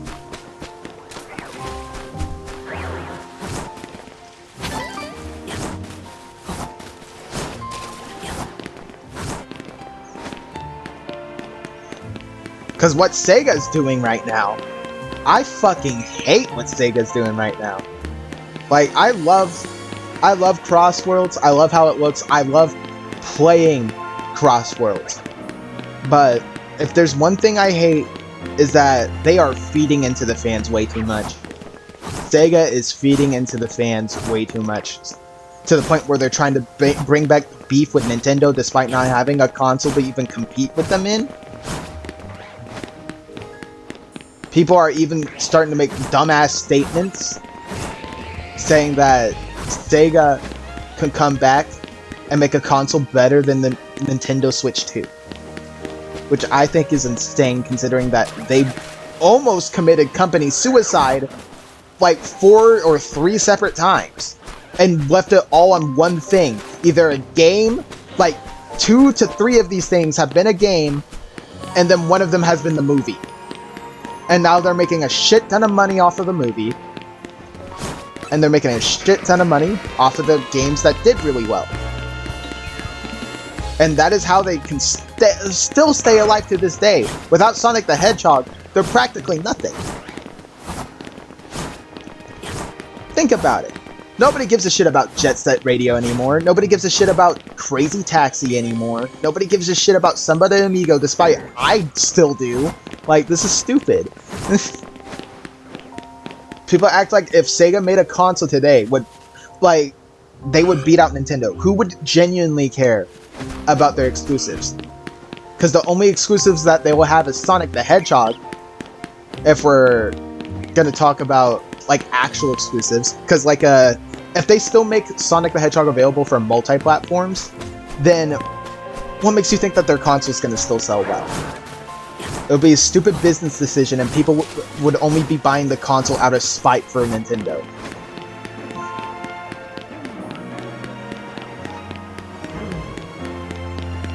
It would kill Sega if they even tried to make a console.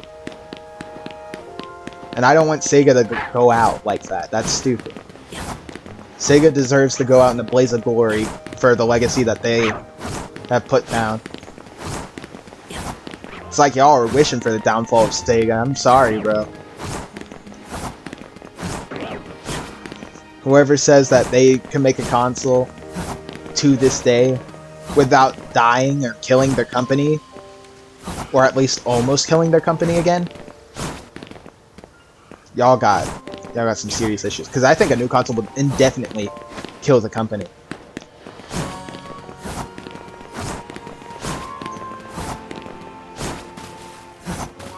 Because I know there's probably a few people that are still waiting on a Jet Set Radio, like remaster, remake, or like even a sequel.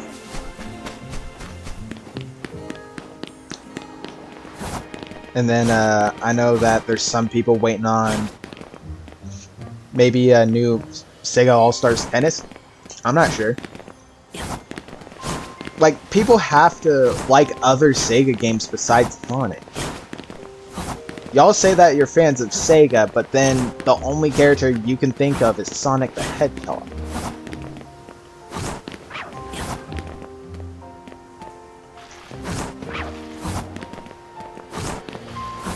Because Sonic is only the mascot.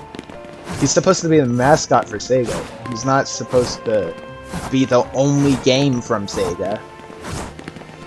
Because whenever you think of Sega, you only think of Sonic. But if you know more than Sonic, then all you can think of is Persona. Specifically 5.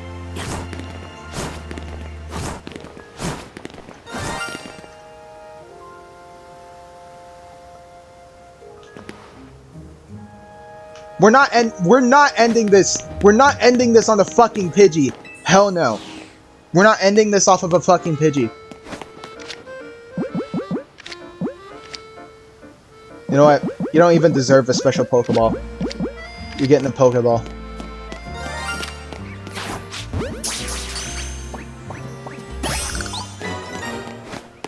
Fuck off, you rat bastard of a bird.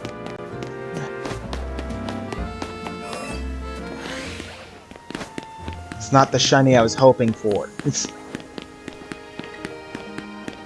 But yeah, I do think that if anything, Sega should make games other than Sonic the Hedgehog, but even so, that is also asking a lot, considering that they cannot make any profit off of the other games besides Sonic the Hedgehog.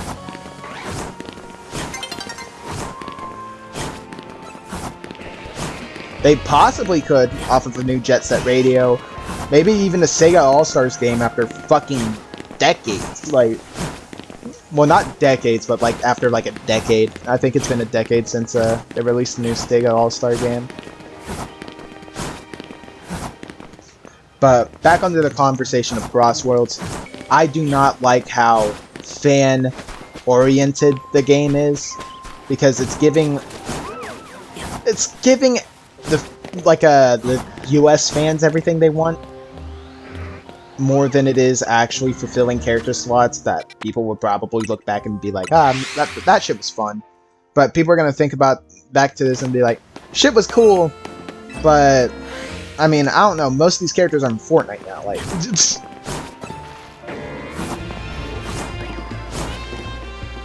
a lot of people are gonna be more hyped about a Fortnite fucking crossover with Sonic the Hedgehog.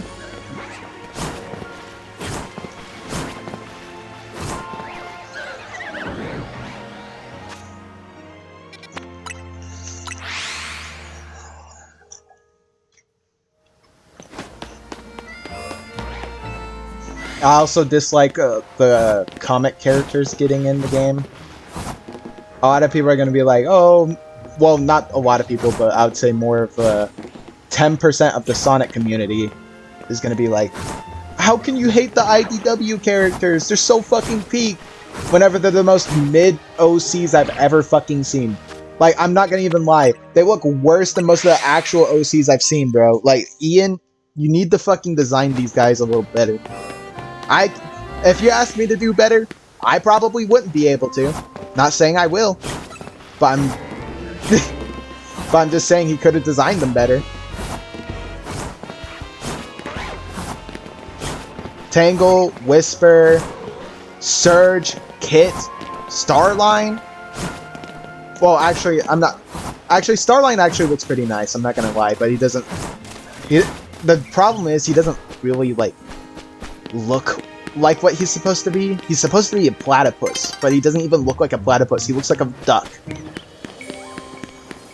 Cause like they don't even give him the beaver tail, dude. I get that Sally didn't have the tail of her species either, but I don't think that should be a running trend. How are you gonna say that this motherfucker's a platypus whenever he looks more like a duck?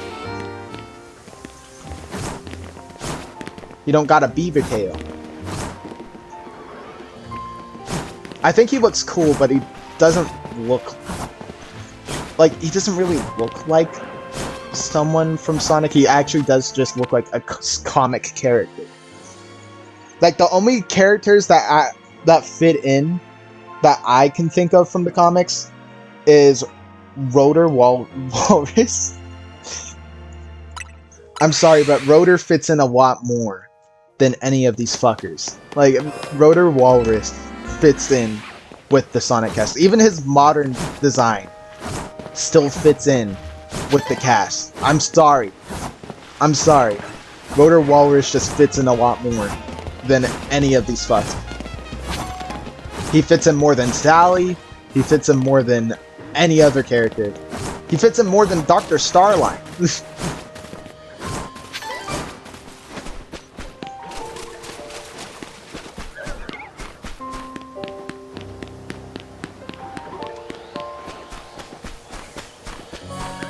Like, listen, I'm not a Rotor Walrus stan, but gotta put respect on his name.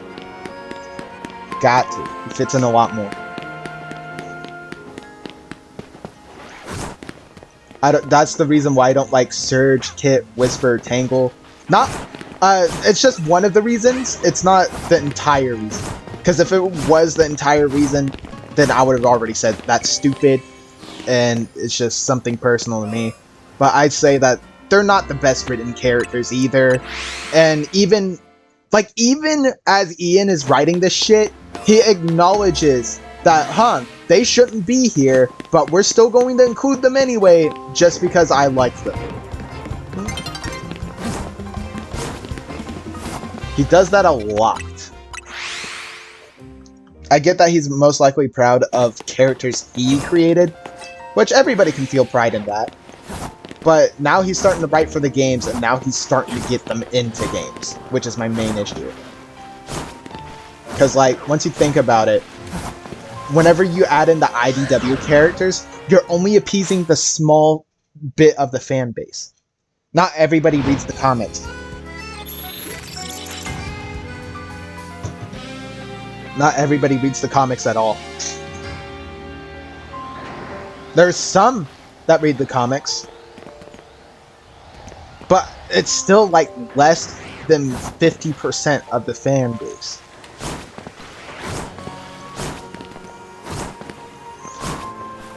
Most of the fan base is still stuck up on Archie. Still reading that shit. And even so, that's still a small majority of the fan base. That is the whole reason why Sally didn't even get added to anything at all either. It's probably one of the reasons. I can't remember what exact reason it was, but I think heavy emphasis on the I think that is the reason. I think that is the reason.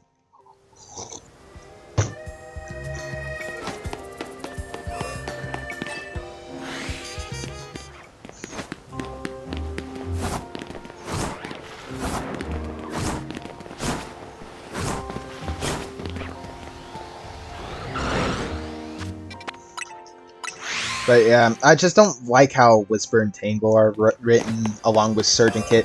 Surge and Kit, I would say, are the worst. They're the worst written in the entire comic. Because, like, Whisper and Tangle, they get more screen time. Even whenever they don't deserve it. While Kit and Surge do not deserve any of the screen time that they get. The only time that they did was further introduction and to be, you know, quote-unquote threats. Even though Sonic fucking mollywops Surge with ease.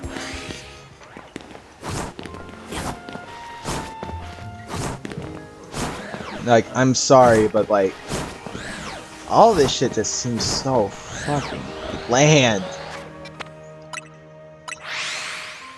The OCs, like, don't fit in with the rest of the cast. They just feel like OCs. I had a whole argument about the OC stuff. Because, like, they're not OCs if they're, like, you know, officially owned by Sega. But, like, Sega still had to obtain the licenses for them. They are still OCs. Sega just has the license and ownership of these characters now. Just because they were made for their comic. This is the same shit for Sally Acorn, Rotor Walrus, Antoine. Like, all of them. All of them are also OCs. And I'm going to keep calling them that too, because I'm pretty sure they weren't even officially made in Sega headquarters. They were most likely just made for the cartoon and comics. By different people.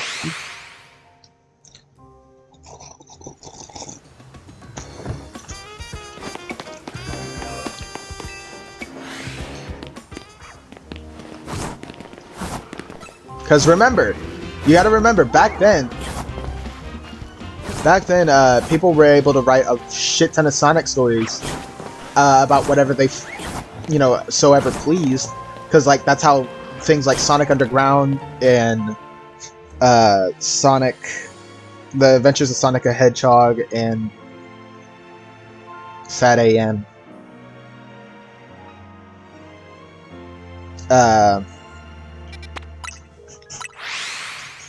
That's how those cartoons exist, because Sonic really had a story back then. And so they just made up a bunch of fucking characters. Not only that, they made up a bunch of scenarios, they made up a bunch of stories. They did whatever they so ever fucking pleased with the IP. But they had reason. They had reason. For fucking whatever Ian does, he just fucking includes anything he can. Because, like, whenever people make fun of Ian, all I hear is, like, oh, we gotta reference this, we gotta reference that. Like, that's fun. That's fun. That's fun to sprinkle here and there, but from how people see it, they see him like always sprinkling in like a reference, but that's not exactly what he does. I'm pretty sure that's an exaggeration of what he does. He does do it pretty often, more than he should, because it should be a fun little treat that the readers get after, you know, reading for quite some time.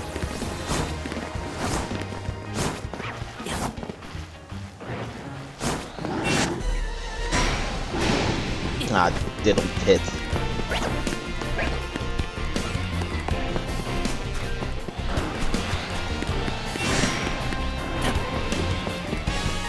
Make a shortcut. I can't scare off any potential spawns.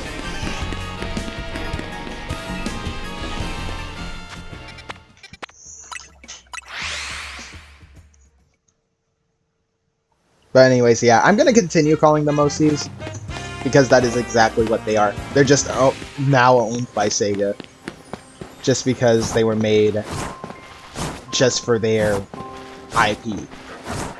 They weren't officially made by Sega, so it still makes them OCs. Because the way that you can argue this is that I'm gonna bring up Mario as an example, because for Mario Bros. 2, most of the characters from Mario Bros. 2 were drawn over or like redesigned by Nintendo, so you can kind of call those OCs, but they're OCs that fit in with the world so effortlessly that you don't even really need to sit there and like be like, oh, like they're just so out of place, like, oh, they distract me from every other fucking character here. Because that's what Tangle, Whisper, Surge, and Kit do. Because they're so distracting because their designs are so fucking busy compared to the rest of the Sonic cast. Sonic wears nothing but fucking shoes and gloves. Same with Tails. Amy just wears like gloves and a dress and boots. She wears 3 pieces of an outfit. And so far, girls get dresses or just like a shirt. And then now they're giving them pants just for the modern thing. Because like if they don't have a dress, then they have pants. Blaze had both, which made her an exception at the time.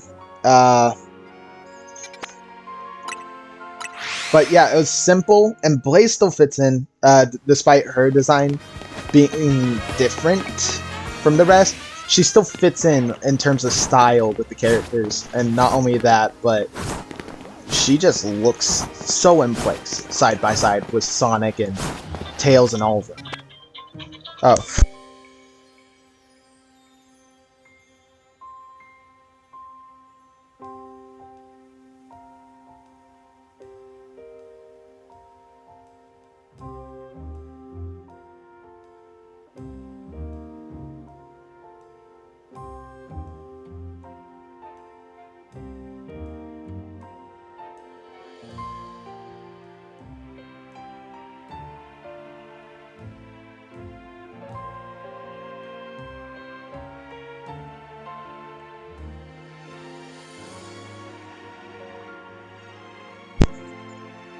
Sorry, random caller.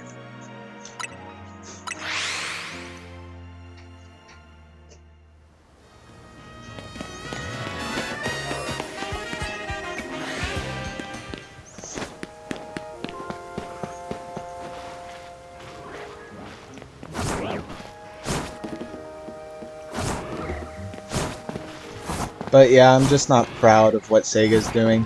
They're appeasing the fans a little too much.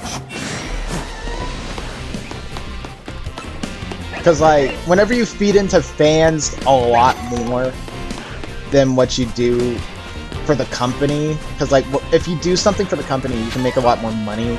Even if it's decisions that fans don't agree with, fans will eventually learn to love it.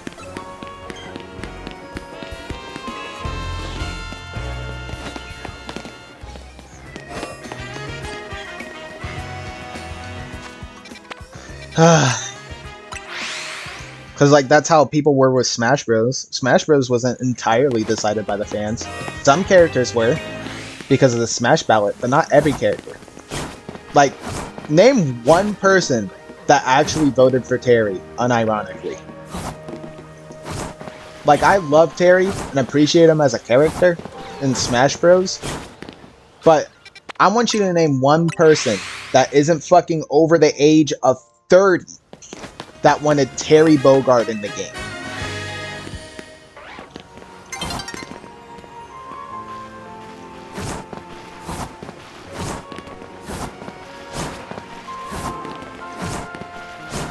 Like, I'm sorry. I don't think you can name anybody that wanted Terry Bogard. I don't think you can name anybody that wanted Piranha Plant. I bet you can't name anybody that wanted another Fire Emblem character. Besides fucking Alpharad, apparently.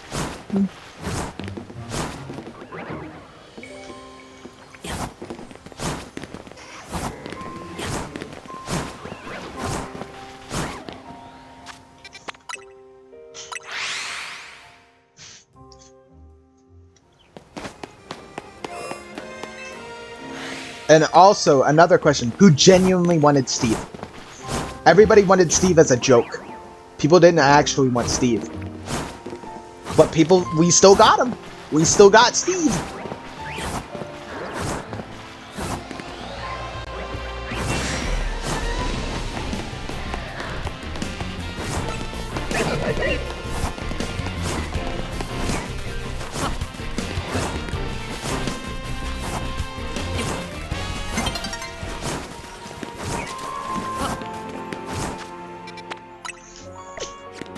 I think about another character. Oh yeah, who actually wanted an ARMS rep that wasn't just one of the 20 ARMS fans that were saying Springman should be in Smash?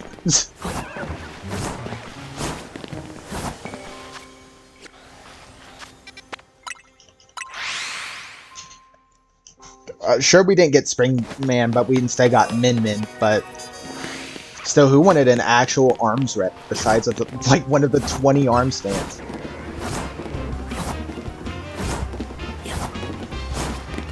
ARMS wasn't really popular. But we still got one in as DLC. And, I guess you could make the same argument for Banjo and Kazooie with Terry Bogard.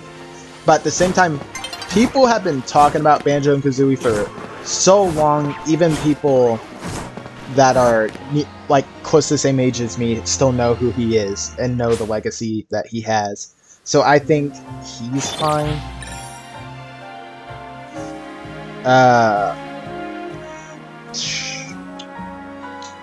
have to think through the DLCs.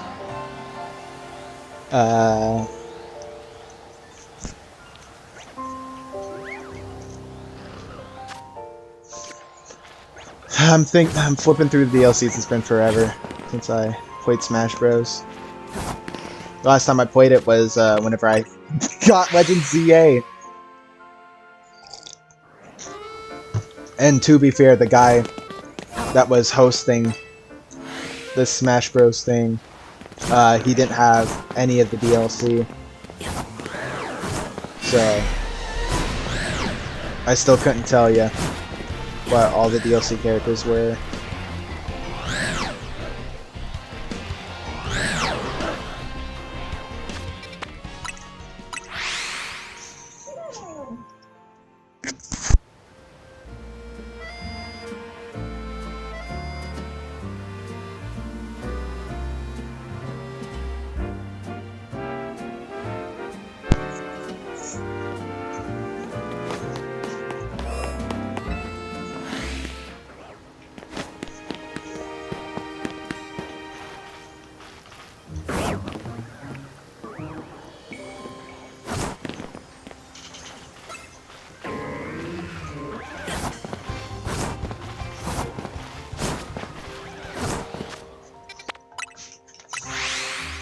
But yeah, I think Sega should at least have some characters that people don't want in the game.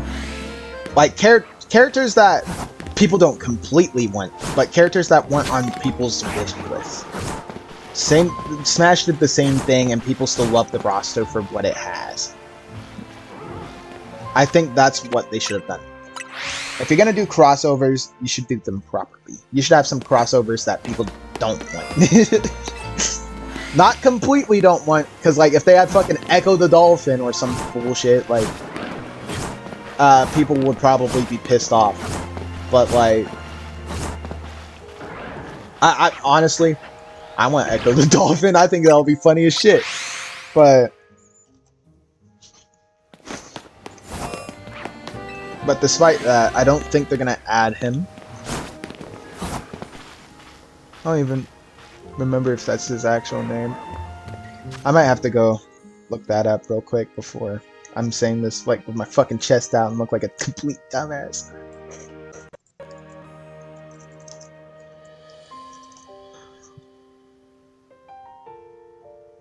Yeah, it is Echo. I was right, okay. That's a scary ass final boss, Jesus. Forgot about how scary that fucking alien was. Fuck yeah.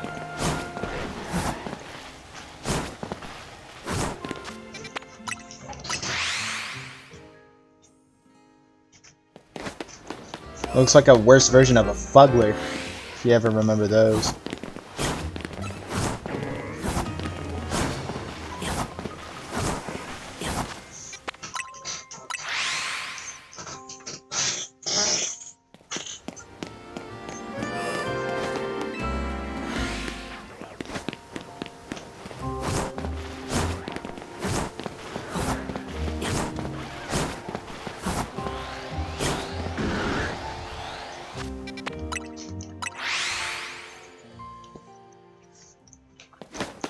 But, yeah. Echo the Dolphin would be pretty funny.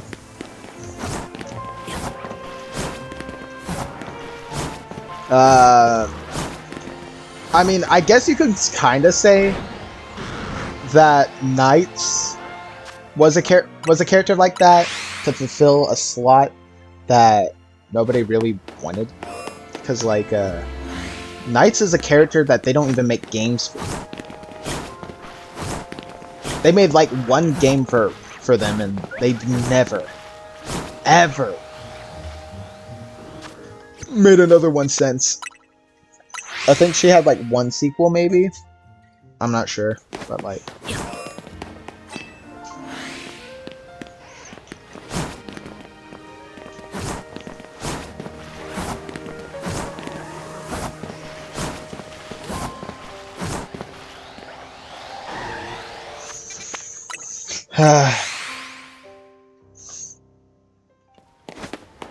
Oh, another. I know a character that would probably be pretty good to fill a Sega-related slot.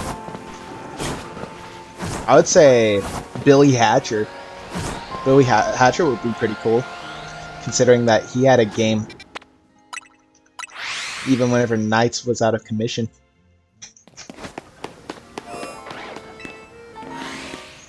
Let's say Billy Hatcher. Maybe even the fucking... the Upas. Maybe the Upas. That would be pretty funny character.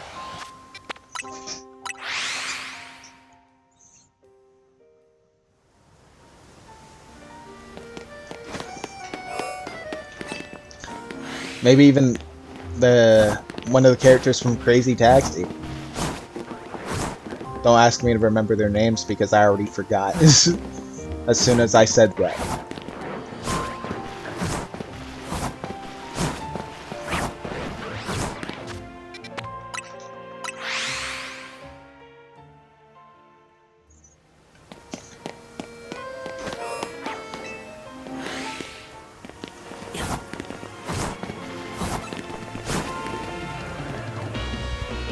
Oh yeah, I also want to go over a frequently debated topic.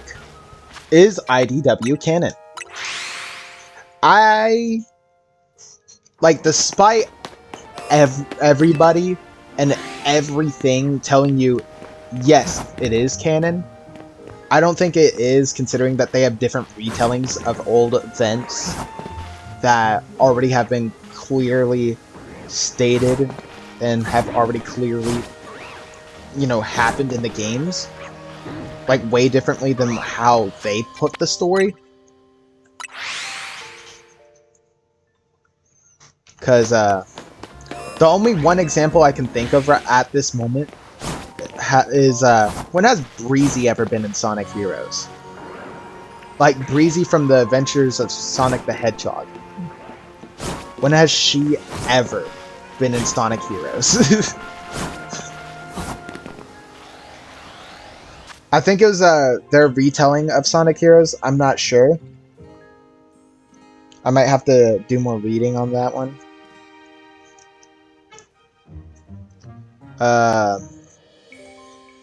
IDW retelling of Sonic Heroes.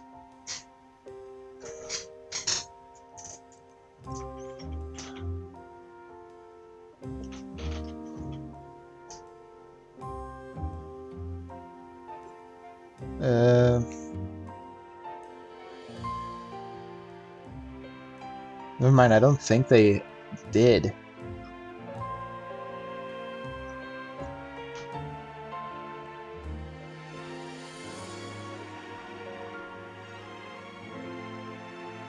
Team Dark, Team Chaotix, Eggman's Loot.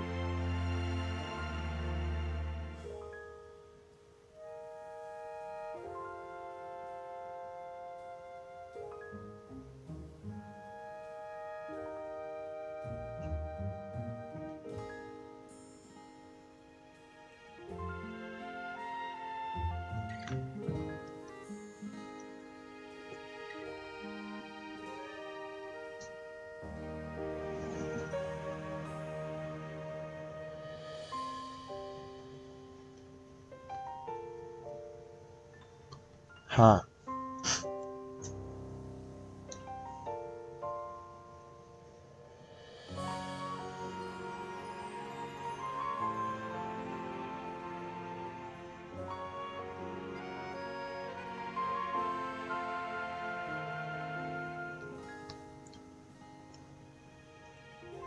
Trying to think of it.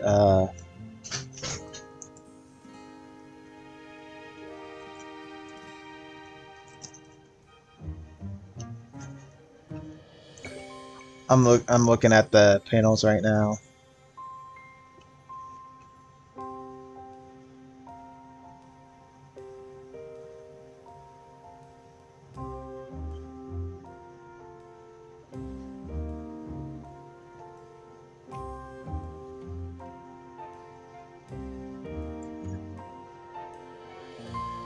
This is terrible. I'm finding ship art instead of actual fucking panels. Ugh, ew.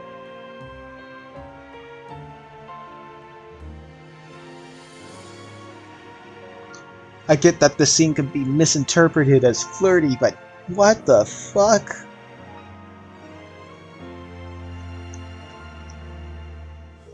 Because Breezy was she was a flirtatious character before Rouge even existed. So, like, if anything, she was the Rouge before Rouge. Makes sense for her to be flirty.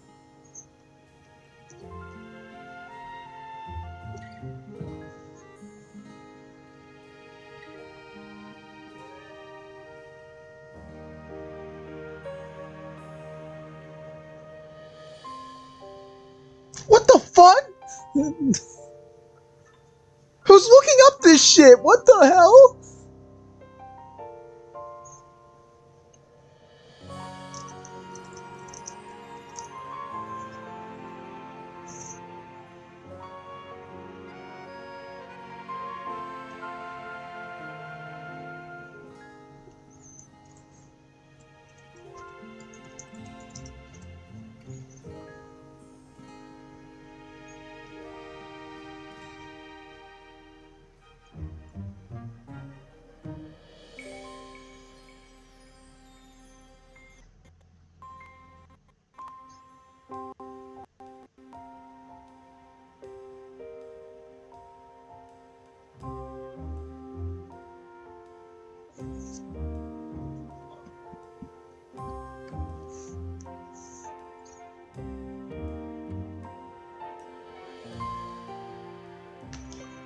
Alright, looks like I'm going to issue 9.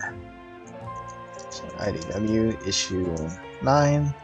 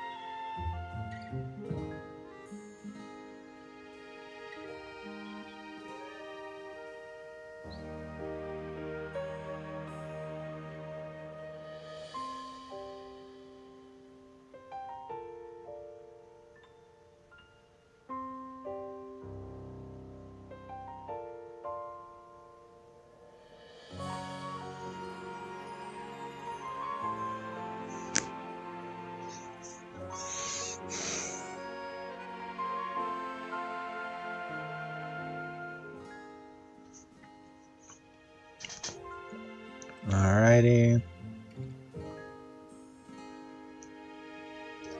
This seems to be a retelling of Forces, actually. Because the Resistance is still a thing. This never happened in Forces either. I don't know. I don't know, how can you say it's canon whenever it does it seems to do its own thing more than actually have anything connecting to the stories. Like, I actually don't get it. It leaves me confused. Befuddled, even. Yeah, and it goes super, which never happens in the games.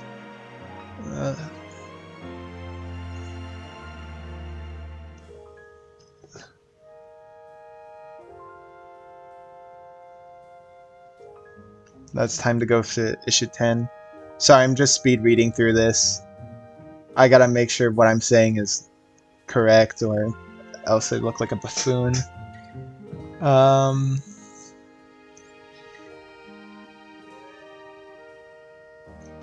Roll call. Tangle isn't even here. Why is she still, like, a part of the roll call?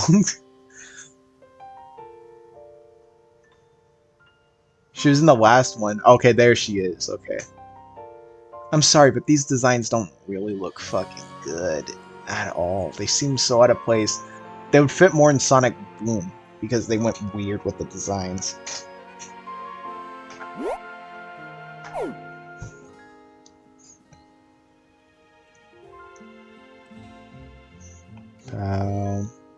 Yeah.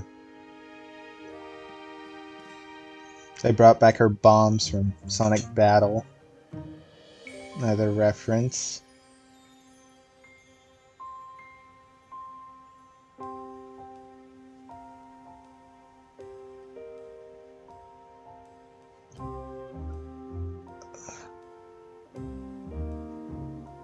She was in her burning form? Why isn't she a hot pink anymore? What the hell? What happened? Only her dress changed color. I forgot. Like,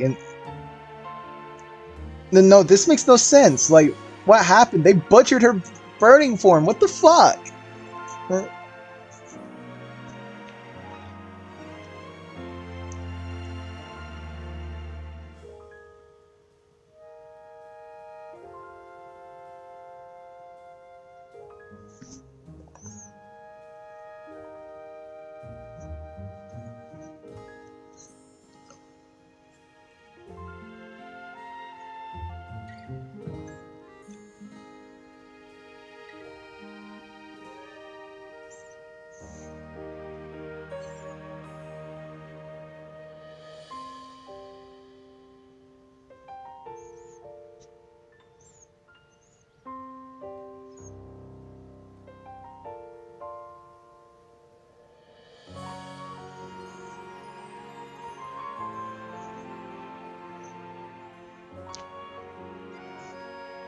I'm sorry, but I don't think IDW is canon at all.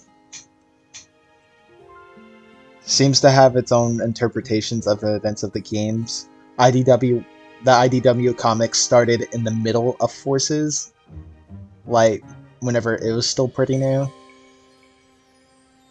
So, and it seems to have its own interpretation of how Forces went. I even find people on some other sites, I'd say mostly Reddit, saying that it seems to be its own take on how Forces happened. But apparently it's canon, but even though it doesn't make sense at all for it to be canon.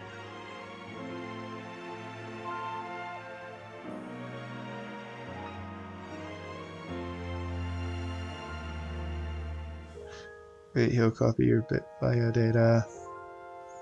So it wouldn't be enough for him to transform. You'd still get your powers and become that much stronger. Move so I can get to the Master Emerald.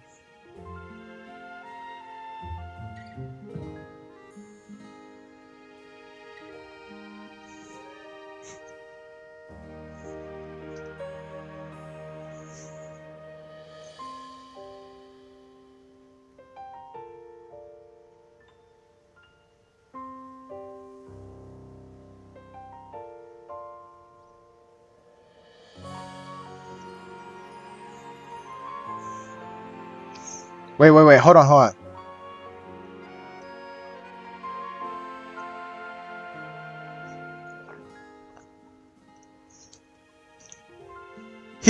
Yeah, Shadow one-shotted fucking Super Neo, what the fuck? I'm sorry, nobody can defend this. Like, people who say he got snuck, bro, he literally had time to react. Remember, he's supposed to be on par with Sonic, if not even stronger. And he was in Super. I'm sorry, but I don't. I don't know, guys. It seems like defense. Look at defense type shit. Ultimate life form. Blah blah blah. All right, I'm done reading, and yeah, seems like it does have its own interpretations of events that happened in the video games. So I wouldn't consider it canon.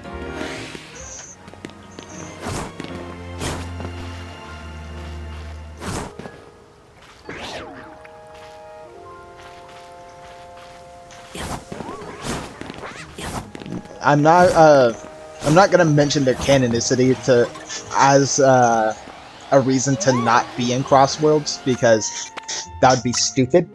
Because, like, why would SpongeBob be canon? Why would SpongeBob be canon? Why would any of these characters appearing in Crossworlds be canon? I know that there's gonna probably be some fans out there saying, but they are canon because it's a game. And I'm like, they're DLC, and not only that, but they were thought of after the game was already made. They don't even have any interactions with the actual fucking racers.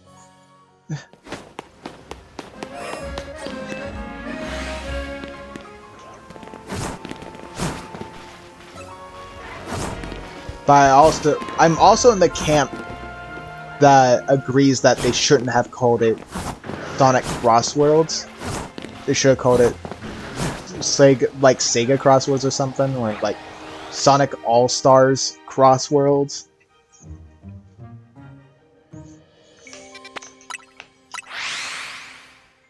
And then we would have another All-Stars game, and we would have all the characters that we want and expect to be in the game. But this feels like they just wanted to title it Sonic just for extra profit, which I can't be mad at, but I still think it's stupid to give it that title, considering that I'm pretty sure you'd still earn enough money just by calling it Sonic and Sega All-Stars Crossworlds or something. All-Star Crossworlds, yeah.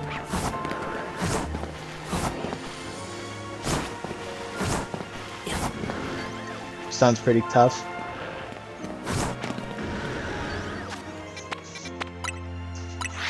I'm just saying my opinions and my beliefs on this. It's nothing to be taken like too seriously, because like for the canon, why would this matter whenever the DLC already isn't canon? I heard that the lore manager, well, apparently the lore manager for Sega says that Tangle and Whisper are canon to Crossworlds, even though I think that is kind of retarded considering that they are free, not only free DLC, but they have no interactions with the racers at all. So far, by the looks of it. It doesn't even look like they have voices either.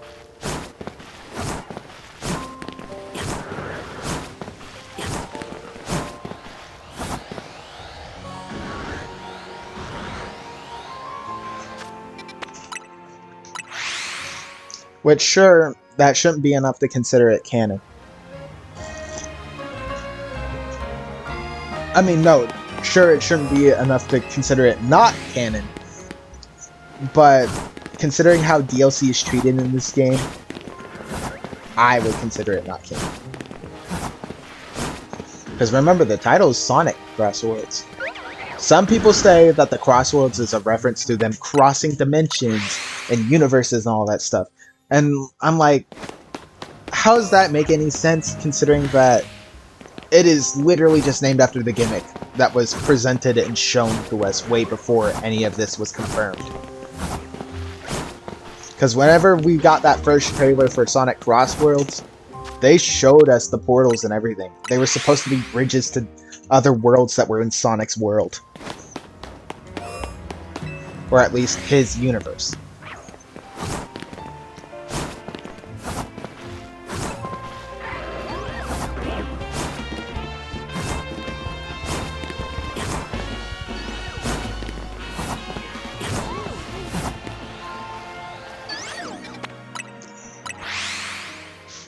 That's why it doesn't really make much sense to me.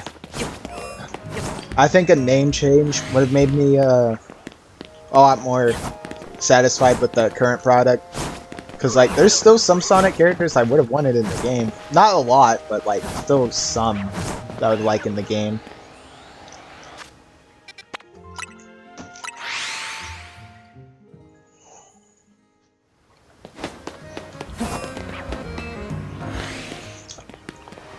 Because trust and believe, I'm still getting Crossworlds.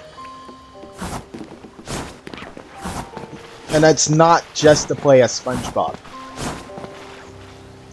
Because whenever it comes to Crossworlds debates between Crossworlds and Cartworld, all people ever bring up is the fucking crossovers. Because they never want to bring up the actual gameplay of the game.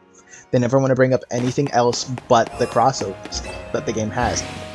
Which, I'm sorry guys, but if a crossover makes or breaks a game for you, then you should genuinely, like, rethink your opinions on games as a whole, because, like, then by that logic, Fortnite is the best game ever to ever exist, you know, like, that's just stupid. Because, like, Fortnite has the most crossovers in the world, I'm pretty sure.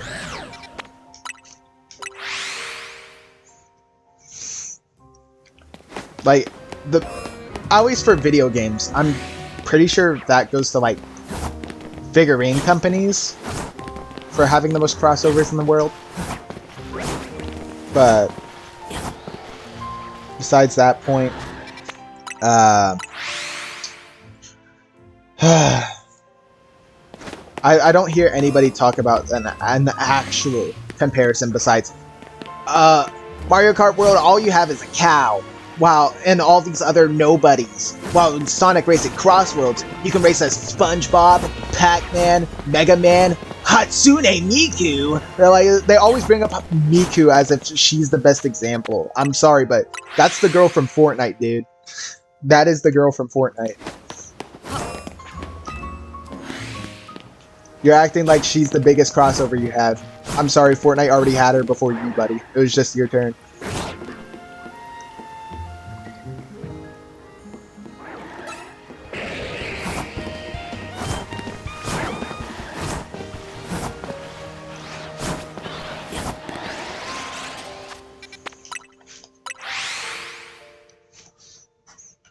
I'm pretty sure Miku, out of all the characters, is the only one that actually have voice clips out of the entire DLC, and that's just because her whole thing's fucking music.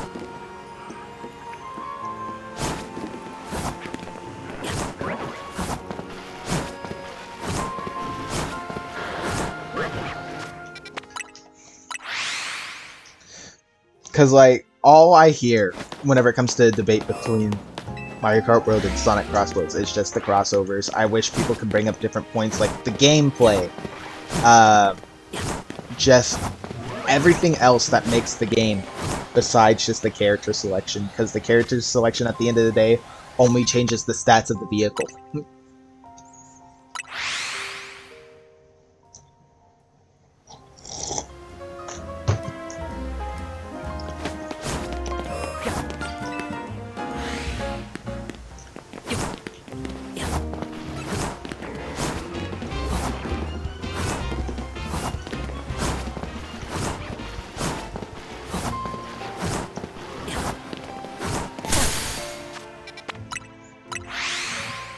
Because, like, whenever it comes to actual gameplay, I think whenever it comes to most innovative gameplay and the actual gameplay itself, I would say that goes to Kart World. As someone that's played both,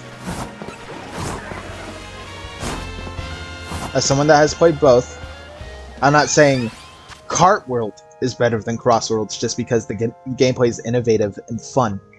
I'm not saying that. Because Crossworlds is also fun, despite sticking to Mario Kart's formula. AKA, the mascot, karting formula that people always stick to. Like, that's what Crash Bandicoot did. I'm not saying that's a bad thing. Because, if anything, Crossworlds plays like Kart 8. Crossworlds genuinely plays like Kart 8. That's not a bad thing at all either. That's a good thing. It's fun. Crossworlds is... Damn, what's wrong with my fucking throat today? Jesus. But Crossworlds is a really fun game because it plays like Mario Kart 8. I think Crossworlds and Kart World fulfills different aspects of what people would want. If you want a new experience with the same Mario Kart-like feel, that doesn't change the gameplay to be more difficult and complicated than what it was before, then I would say Crossworlds is a better choice for you. But if you want a new experience and a new take on kart racers, then Kart World might be for you. And remember, if you don't have a Switch 2 already, buy the bundle if you want Kart World. Do not buy the base price, or else you're wasting your fucking money.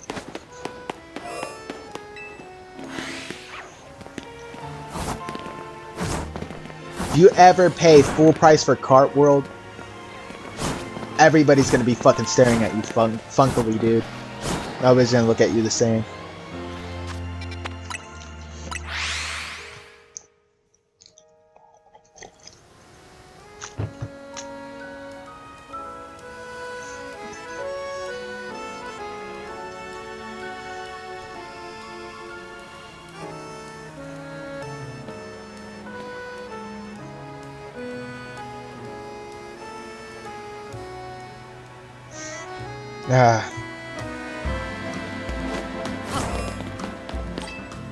But yeah, I think they're not that bad, even whenever you're comparing one of the two. A lot of people are saying that Kart World has worse graphics than Sonic Cross World, which is not true in the slightest. The game is just stylized. It's not even focusing on graphics like Cross Worlds is. A lot of people are going to say that's cope, especially the Sonic fandom, since the fandom has gotten really toxic as of Frontiers is whenever the toxicity started to show up again, because every time they get one good game, the fucking short man syndrome fans end up having, you know, their fucking toxic debates and all their fucking stupid talking points about blah blah blah. This should be game of the year. Like, I'm sorry, but you lost one of your awards to fucking Genshin Impact because y'all wanted to pick a fight with them. Nobody's gonna forgive that or forget that. Y'all did that to yourself. Like, y'all committed a fucking weird ass comment to a Genshin Impact fan, and now y'all suffered the consequences for that and lost the award due to a petty fucking comment that one of your fans left.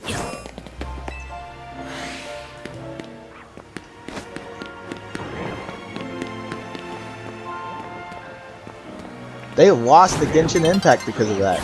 Fun fact. It's a fun fact. I was there to see it happen. I wanted Frontiers to win. I voted for Frontiers. And despite that, Genshin still won because the Sonic fan base can't shut their fucking mouth until it's already decided. Because, like, people are saying Cross Worlds outsold Mario Kart. Whenever Mario Kart World is sitting at 9 million, like, copies sold, while Cross Worlds, like, I think a week or two ago, just reached 1 million. Which should still be celebrated. I'm not taking that away from you Sonic fans, because I know, like, the positive ones, they deserve it. But, like, damn, man. They can't take a W without taking a fucking L because of fans like that. Fans that don't know how to contain their excitement in a polite and humble manner. Because they always have to beef with one video game franchise or another. Even if they're way bigger than themselves. Like, that's what I'm saying. They have fucking little man syndrome. They're so used to being like the underdog that whenever they even get like a slightly successful game, they start fucking barking their ass off. Like a fucking little chihuahua.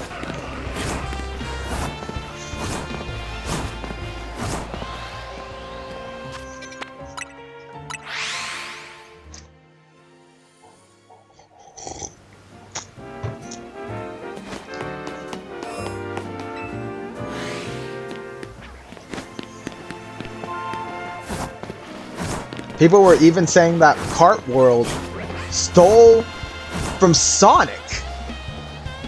From specifically Sonic Transform, which is a game I also used to play.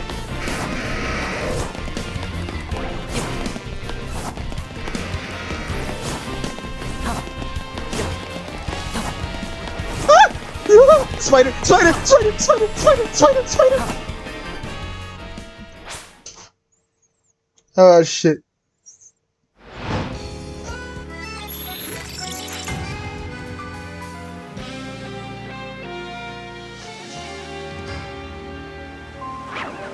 Ooh. I was scared there.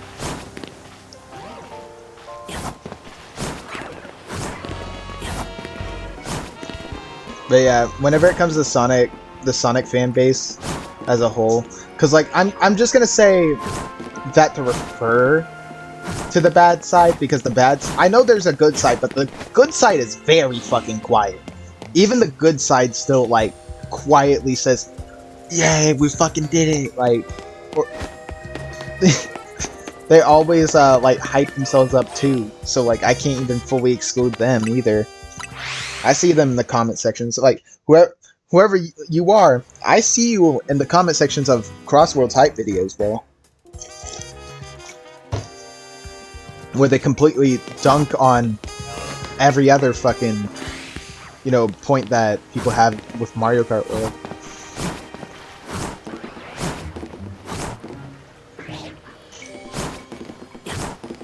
even if their points were trash.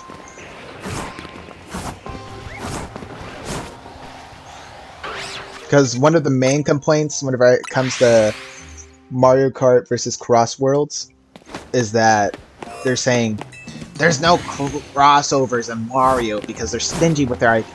I'm like, of course they're stingy with their IP. It's their fucking exclusive property. Why wouldn't they be? Have you seen what happened to Xbox just because they didn't do that?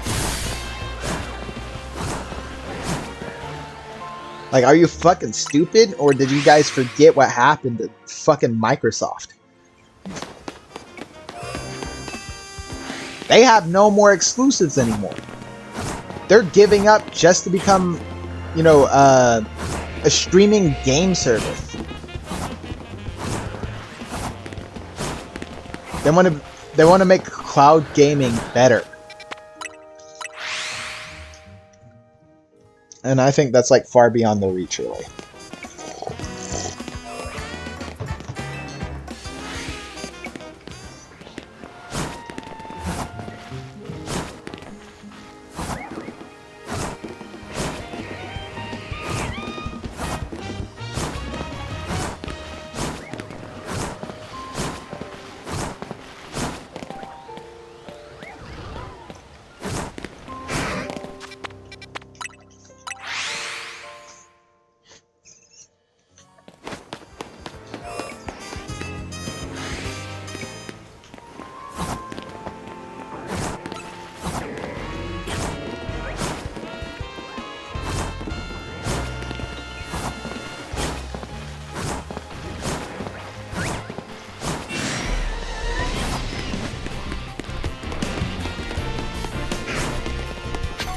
But yeah, y'all can't even say I'm biased whenever it comes to Kart World versus Cross Worlds because I enjoy both Mario and Sonic. It's literally in my fucking banner. And even so, I present myself as a Pokemon fan more than I do as a Mario or Sonic fan. So you guys can't even say I'm biased on the topic. But you exclusively play on a Nintendo console. Yeah, but I also played on the PlayStation 5 at one point. I played on every console at one point in my life. I had a 360. I used to have a PlayStation 4 that I shared in conjunction with my brother. Then on top of that, that is whenever I finally got another Nintendo console. Like after the 360 got old is whenever I got a Nintendo console. I've been on Nintendo consoles ever since because they have Mario. They have Mario, they have all their exclusives. If they didn't have the exclusives, then I'd still most likely play on Nintendo because they're portable. But despite that, like, what is the point of giving up your exclusives? You lose more money than you do make more money. They make more money keeping their exclusives exclusive. People that are, you know, against exclusivity in video games are fucking idiots and forget what it does to a company whenever they aren't exclusive to their console anymore.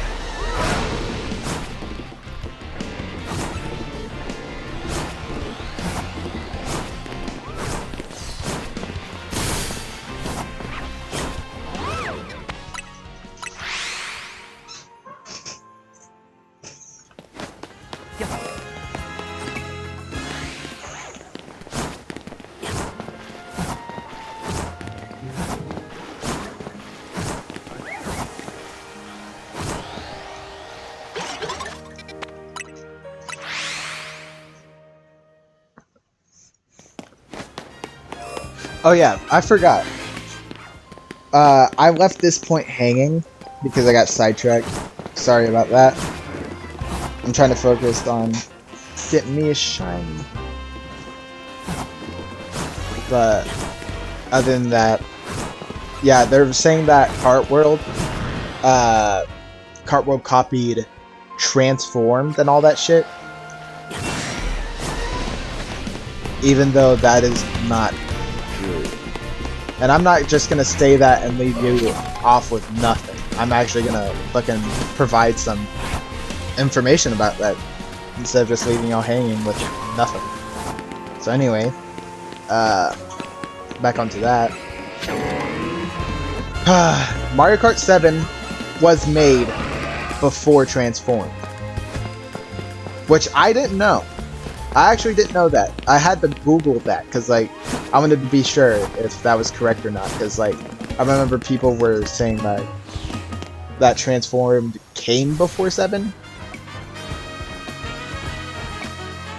So I had to do the research myself. It came out before Transformed did. So gliding and everything, which is what they still do in Mario Kart, because in Mario Kart World they do not completely fly. You can fly a lot longer than what the glider did, but you don't get to consistently fly. Like, I can go to Kart World and show y'all this myself, because unable to keep your cart up in the air for longer is through boosts, like boost rings and all that stuff. It's the same way as it was in Kart 8 and 7.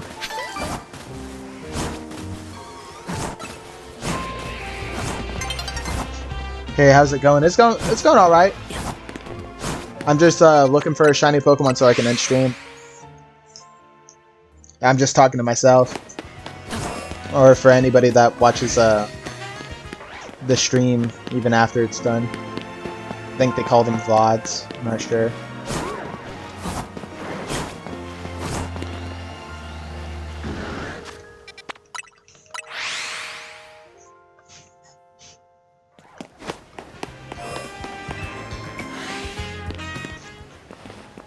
Ooh, you look a little sickly. I knew it!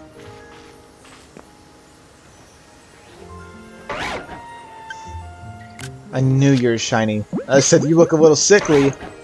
Immediately knew you were shiny.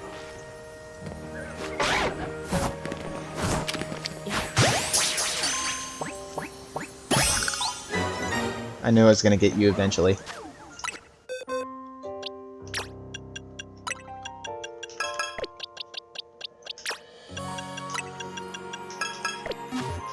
I also don't want to end it off to the fucking hippo either.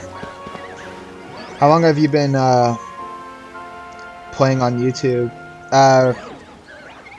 Like this game, or just like my entirety through YouTube? Because like, if you're talking about how long I've been playing like games on YouTube, I'll probably say for like maybe a few years.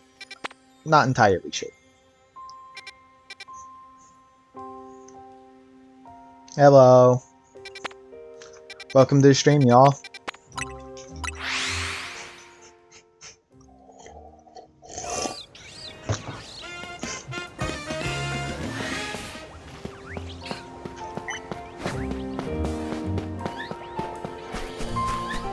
I'm going over here to increase my odds a bit. Oh.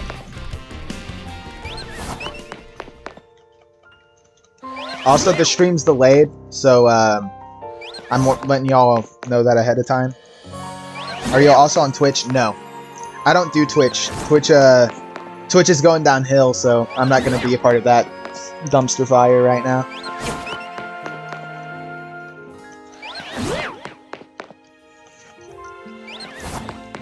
What's your goal for the stream? I want to get a cool looking shiny. Or at least a shiny I want. And then I'm gonna end stream. I might have to take a break pretty soon anyway, because then I got a few things I need to do before I start streaming forever. Just because I'm not getting the shinies I wanted.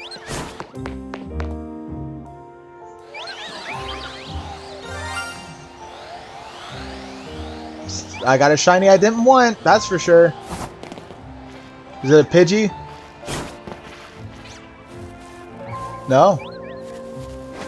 Someone else. Probably a Litleo. Or Flabébé. It's a Litleo.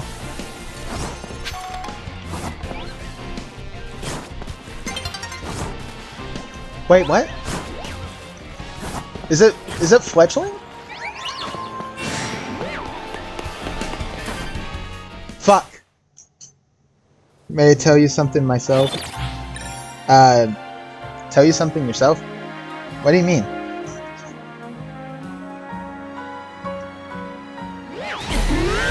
Oh crap.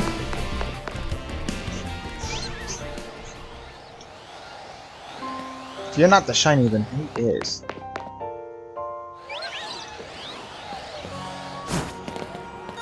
Oh, I knew it.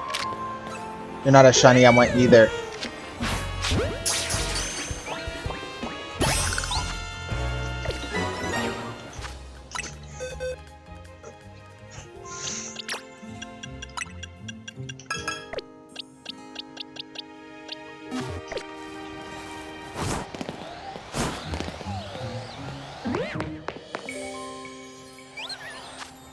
Basically, I work for streamers. I make all stream stuff like 2D, 3D models, logo, banner, overlay, PFP, screens, etc. I got some examples made for my clients. May I ask to share it with you?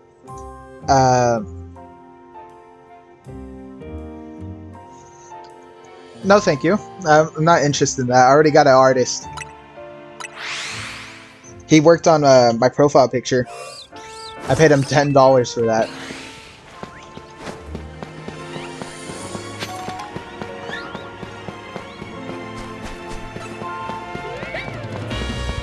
And yeah, shiny's still a shiny.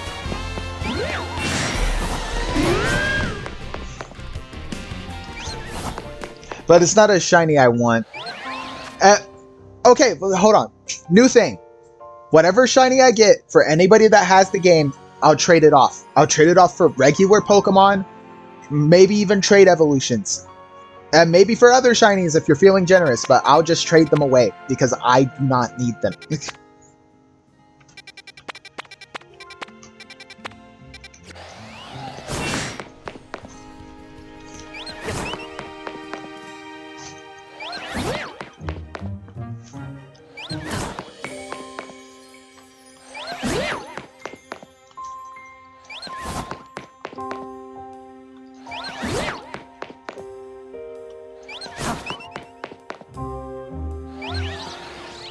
I think that's a good amount of resets.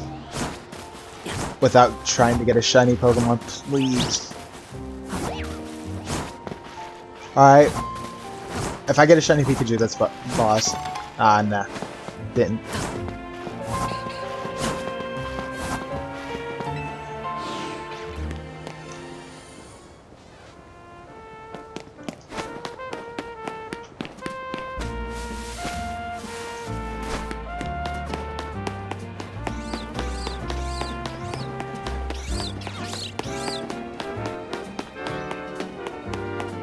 Gotta check over here. Because it also resets the spawns back here as well. If I get shiny Vivian, then that's really good. I did not.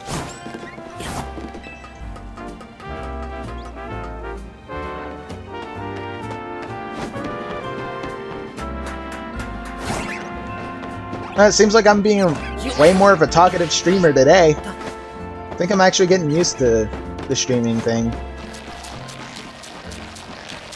Yeah, guys, I'm Widowy a streamer. Jokes aside, I'm glad that I'm being a little more talkative today. It's just I think what I need to start doing more whenever it comes to streaming and to fill in the blanks of most of the silence is just say random shit that comes to mind. On top of that, I would also need to think of conversation topics to talk to myself about, and you know, something that probably someone would be interested in, you know.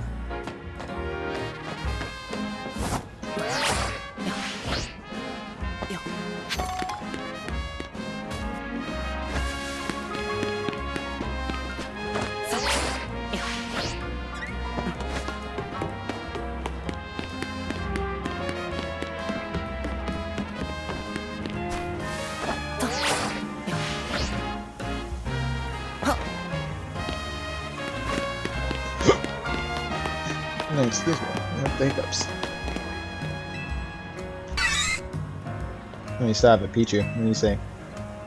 You're here for a battle. I'll have to pass. I'm going to mess up my partner spray. Makes sense. Let's take a quick detour for right now.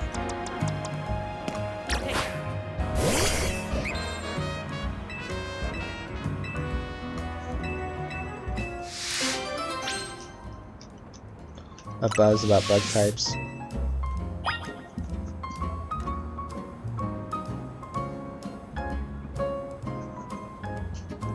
Sounds like I should use a different Pokemon for that.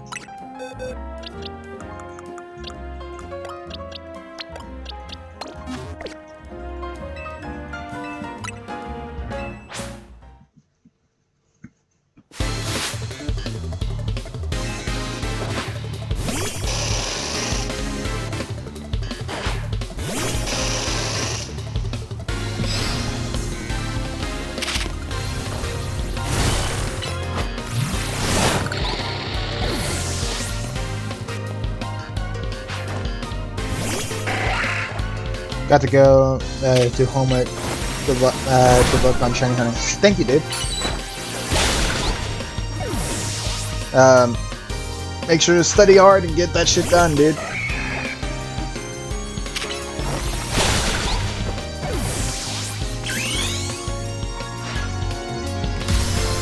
Hell yeah. Let's go, dude.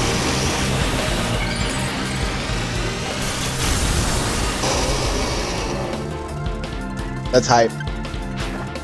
Recording that.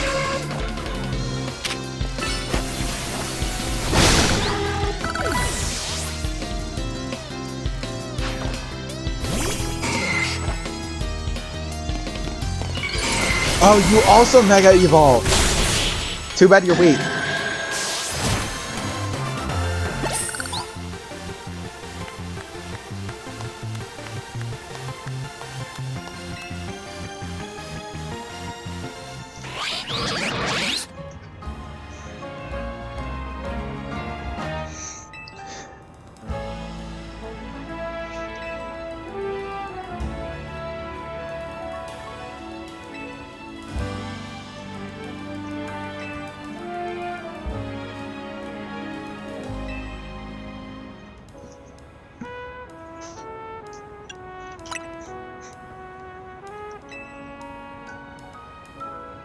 The origins of Mega Evolution to satisfy his own curiosity. It seems he shared his research with Quasartico, but what does he hope to achieve? Guess I've got no complaints as long as I can Mega Evolve my beloved Pokemon. We should all just appreciate this precious gift that we have. Alright, it gives us more lore. See, that's what I like about the side quests. They give you some more.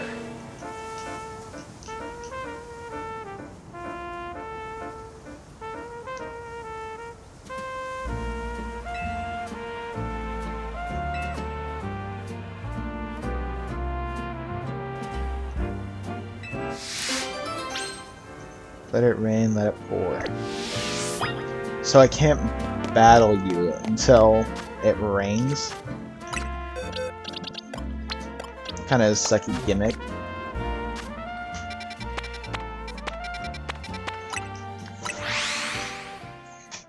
But dang, I was not expecting different viewers this time.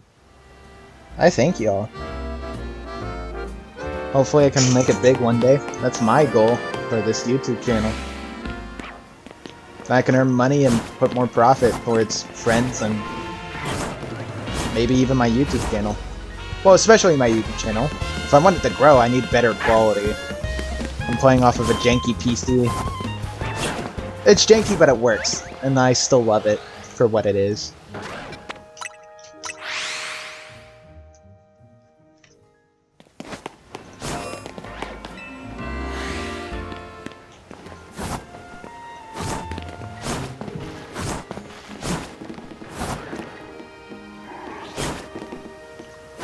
Shiny, shiny, shiny, shiny. Show your ass to me. Come on.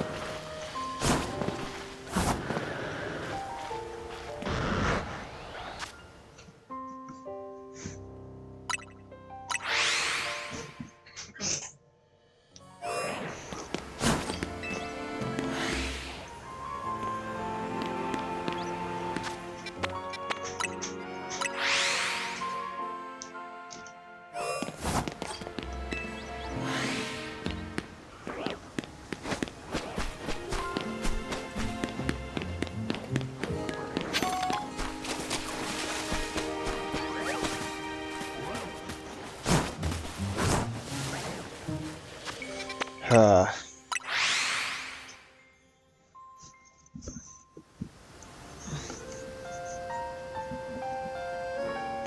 think that's all the viewers I'm getting for today.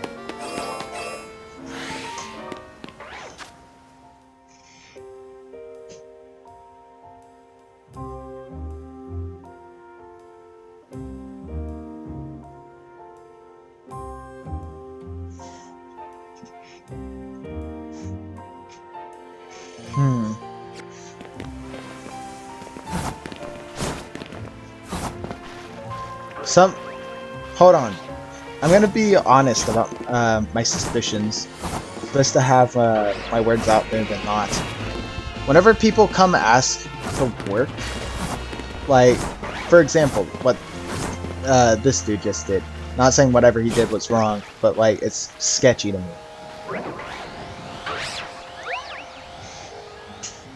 It's sketchy.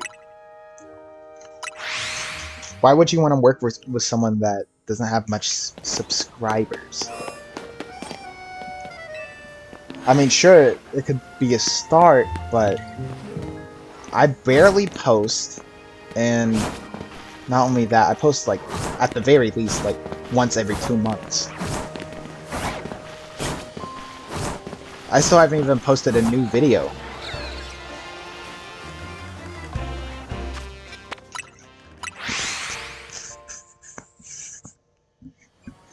That's why I find it a little off. It's because I'm not a frequent poster.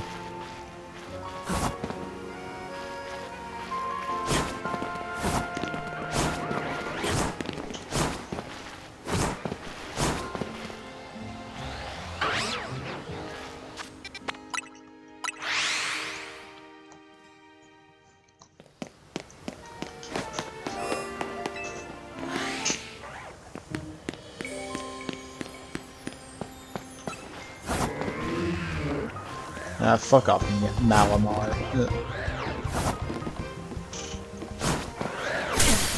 Ow! Hey! Hey! No, you're getting... I'm sliming you for that.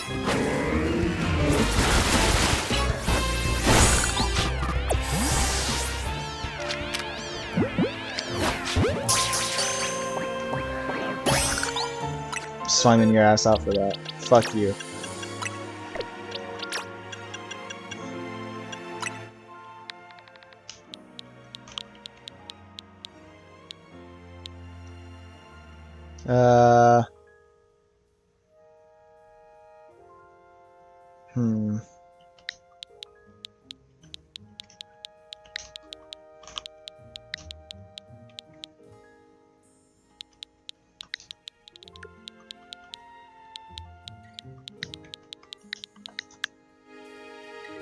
Yeah.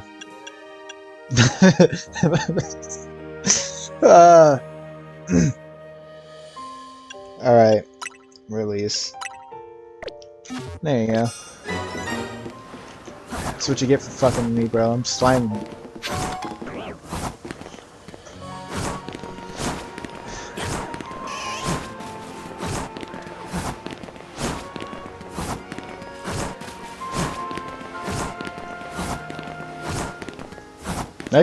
Next time a Malamar does that to me, bro, I'm genuinely going to kill them with Zygarde, dude. It's gonna be Mega Evolved and everything, dude. 100% for main enough.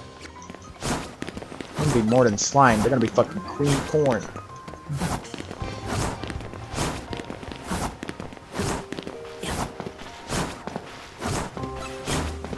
Why is it so bright in this area? Damn! The sun is so bright. Like, look at that shit. Damn! It's like the actual sun.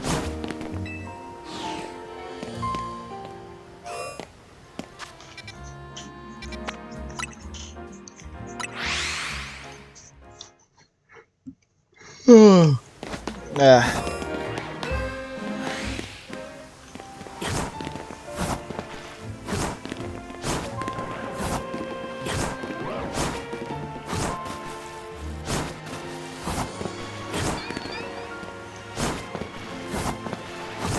Why couldn't they let more Pokemon spawn here, dog? This would have been a lot more easier if that was the case.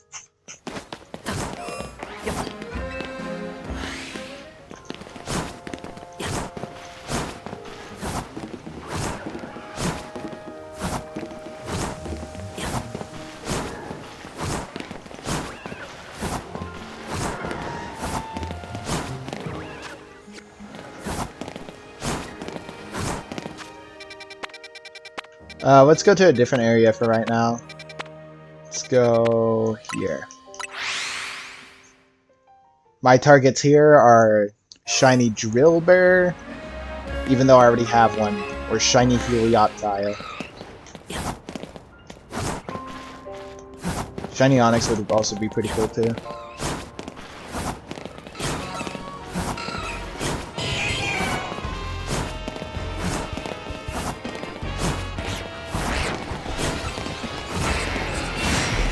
Fuck!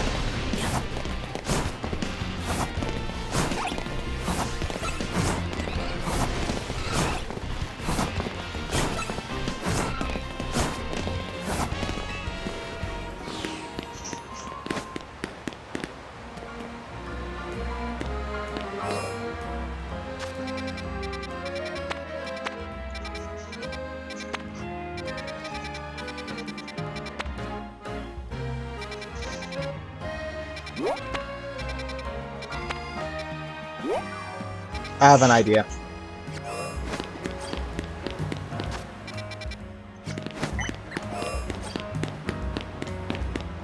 God, I'm so terrible with directions.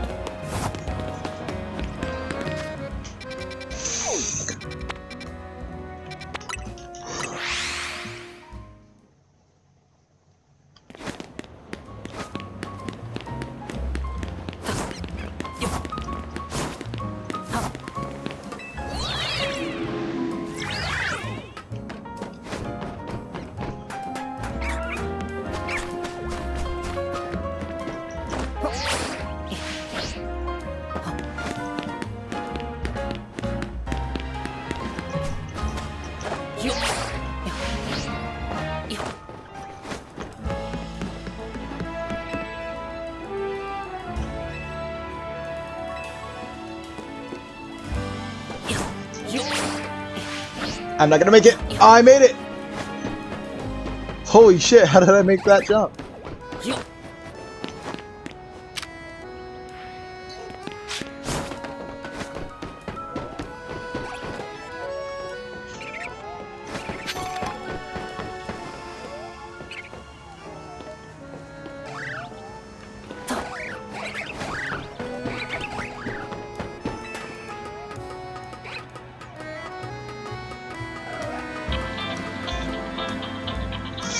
Alright, I got another one to answer.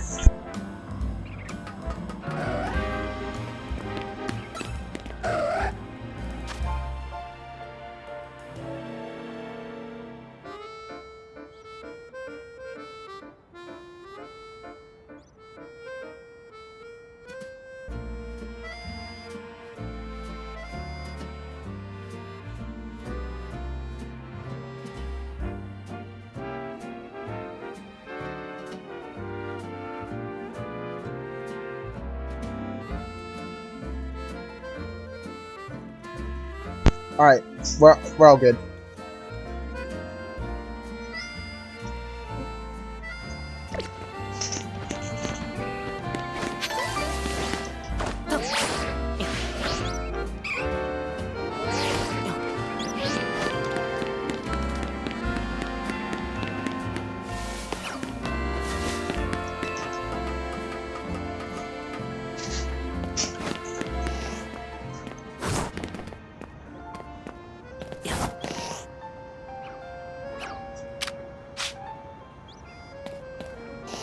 Stupid dog, you make me look bad. Ooga booga booga booga.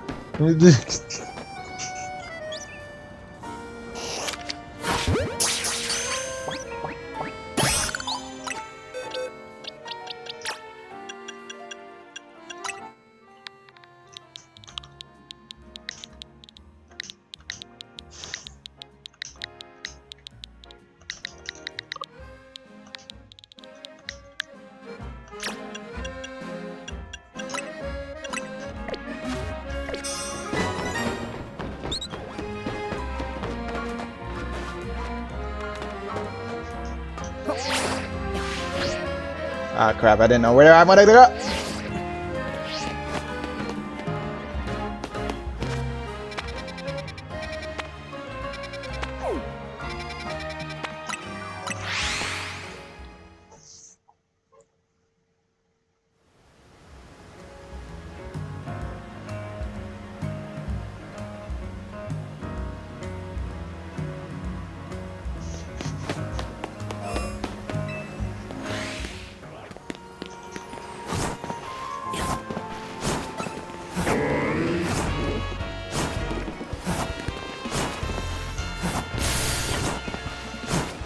Almost hit me. If you hit me, I would have slimed your ass.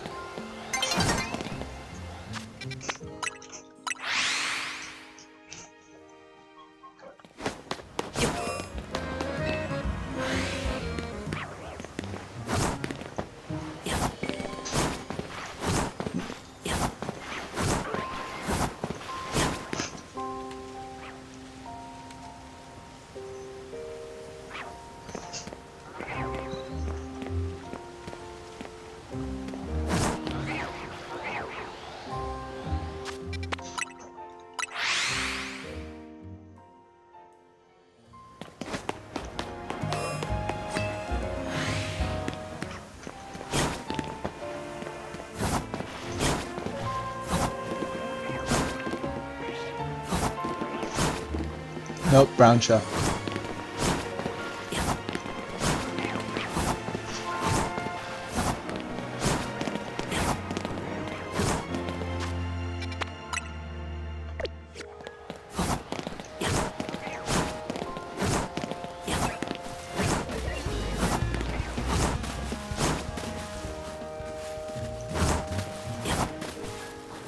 Stupid ass Bulbasaur.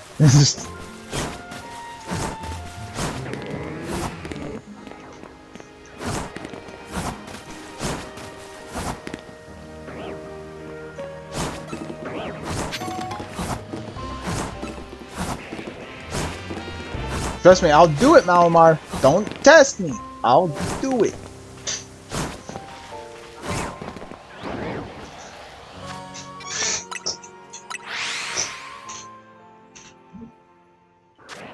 Nah, hold on. Pikachu.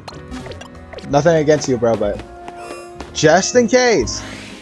Just in case I gotta slime out something.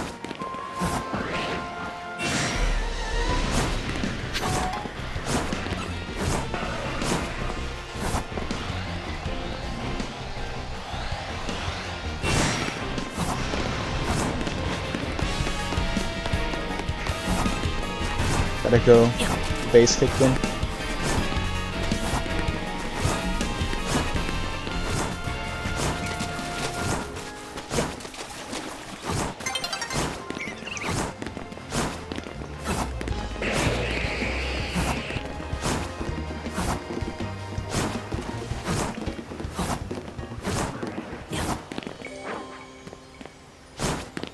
Now for Tepe. If it's female, then it's rare. Nope, it's male.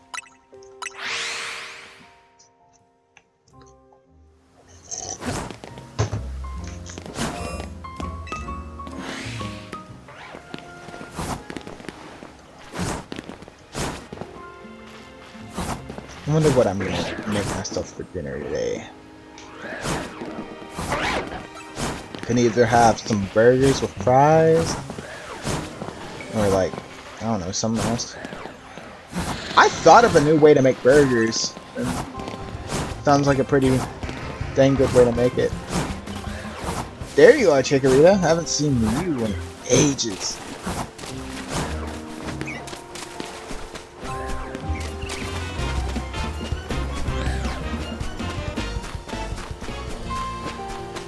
Gardevoir being such a powerful Pokemon, I'm surprised that it can even be scared of you.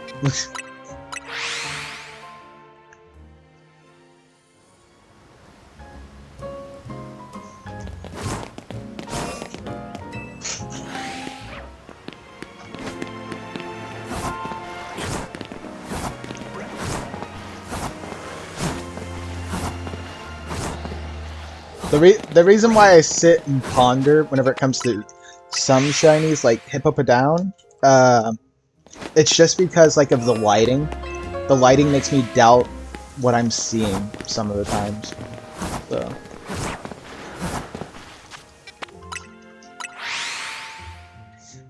So if you ever see me pondering or like doubting myself, like just sitting there and looking at it, just know I'm just thinking if it's the lighting or if it's a shiny.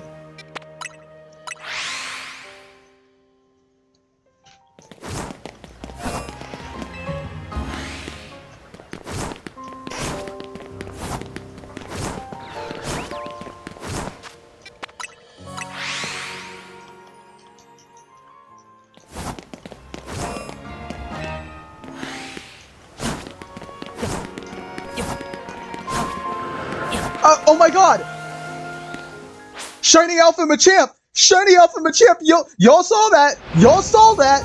Y'all saw that! No, I'm happy with that. I'm happy with that.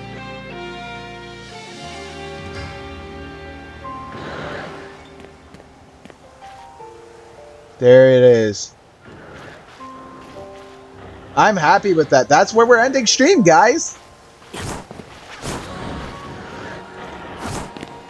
See that? See that big ass hole? Oh my god, dude. I gotta have Zygarde as backup. I might have to slime these fools.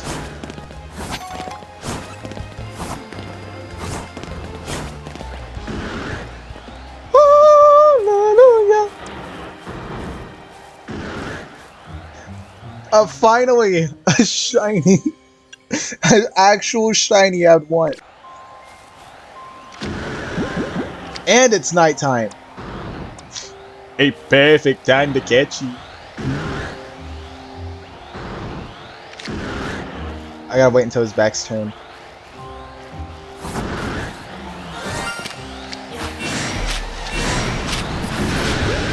Oh, never mind. Still got her. I caught She-Hulk. Alright guys, that's where I'll be ending stream. I got some things to do. I think that's a really good shiny to end it off with.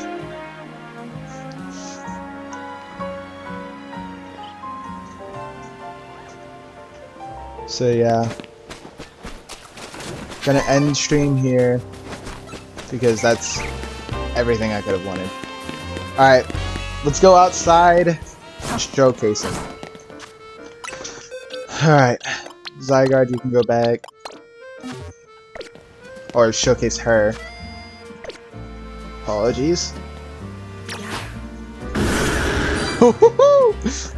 Holy shit. Look at her, dude. That's my shiny Machamp. Look at that. We don't match color schemes, but she matches the center of my shirt, so it's pretty cool.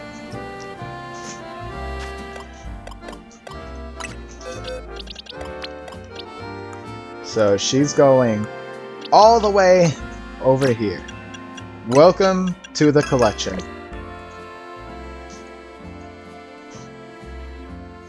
I like how this is varying so far. A shiny Machamp. Now I don't have to trade for one. Saves so much work for the future.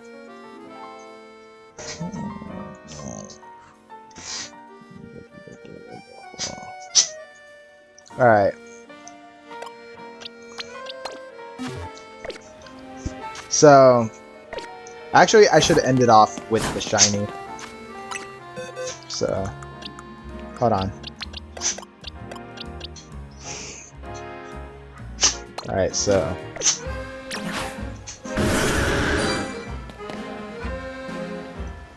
Alright. So, this is where I'll be ending the video.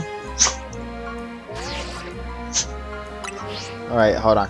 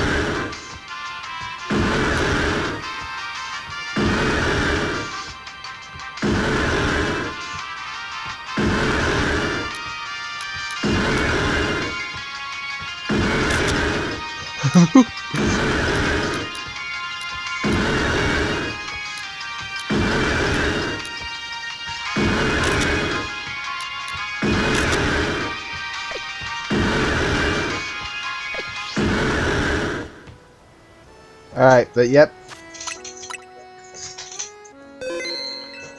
Alright. Alright, everybody, so I'm gonna end it off here. Seems like a good time to, you know, end this video. So, like, subscribe, dislike, unsubscribe, do whatever the hell you want. And I'll see you guys next time.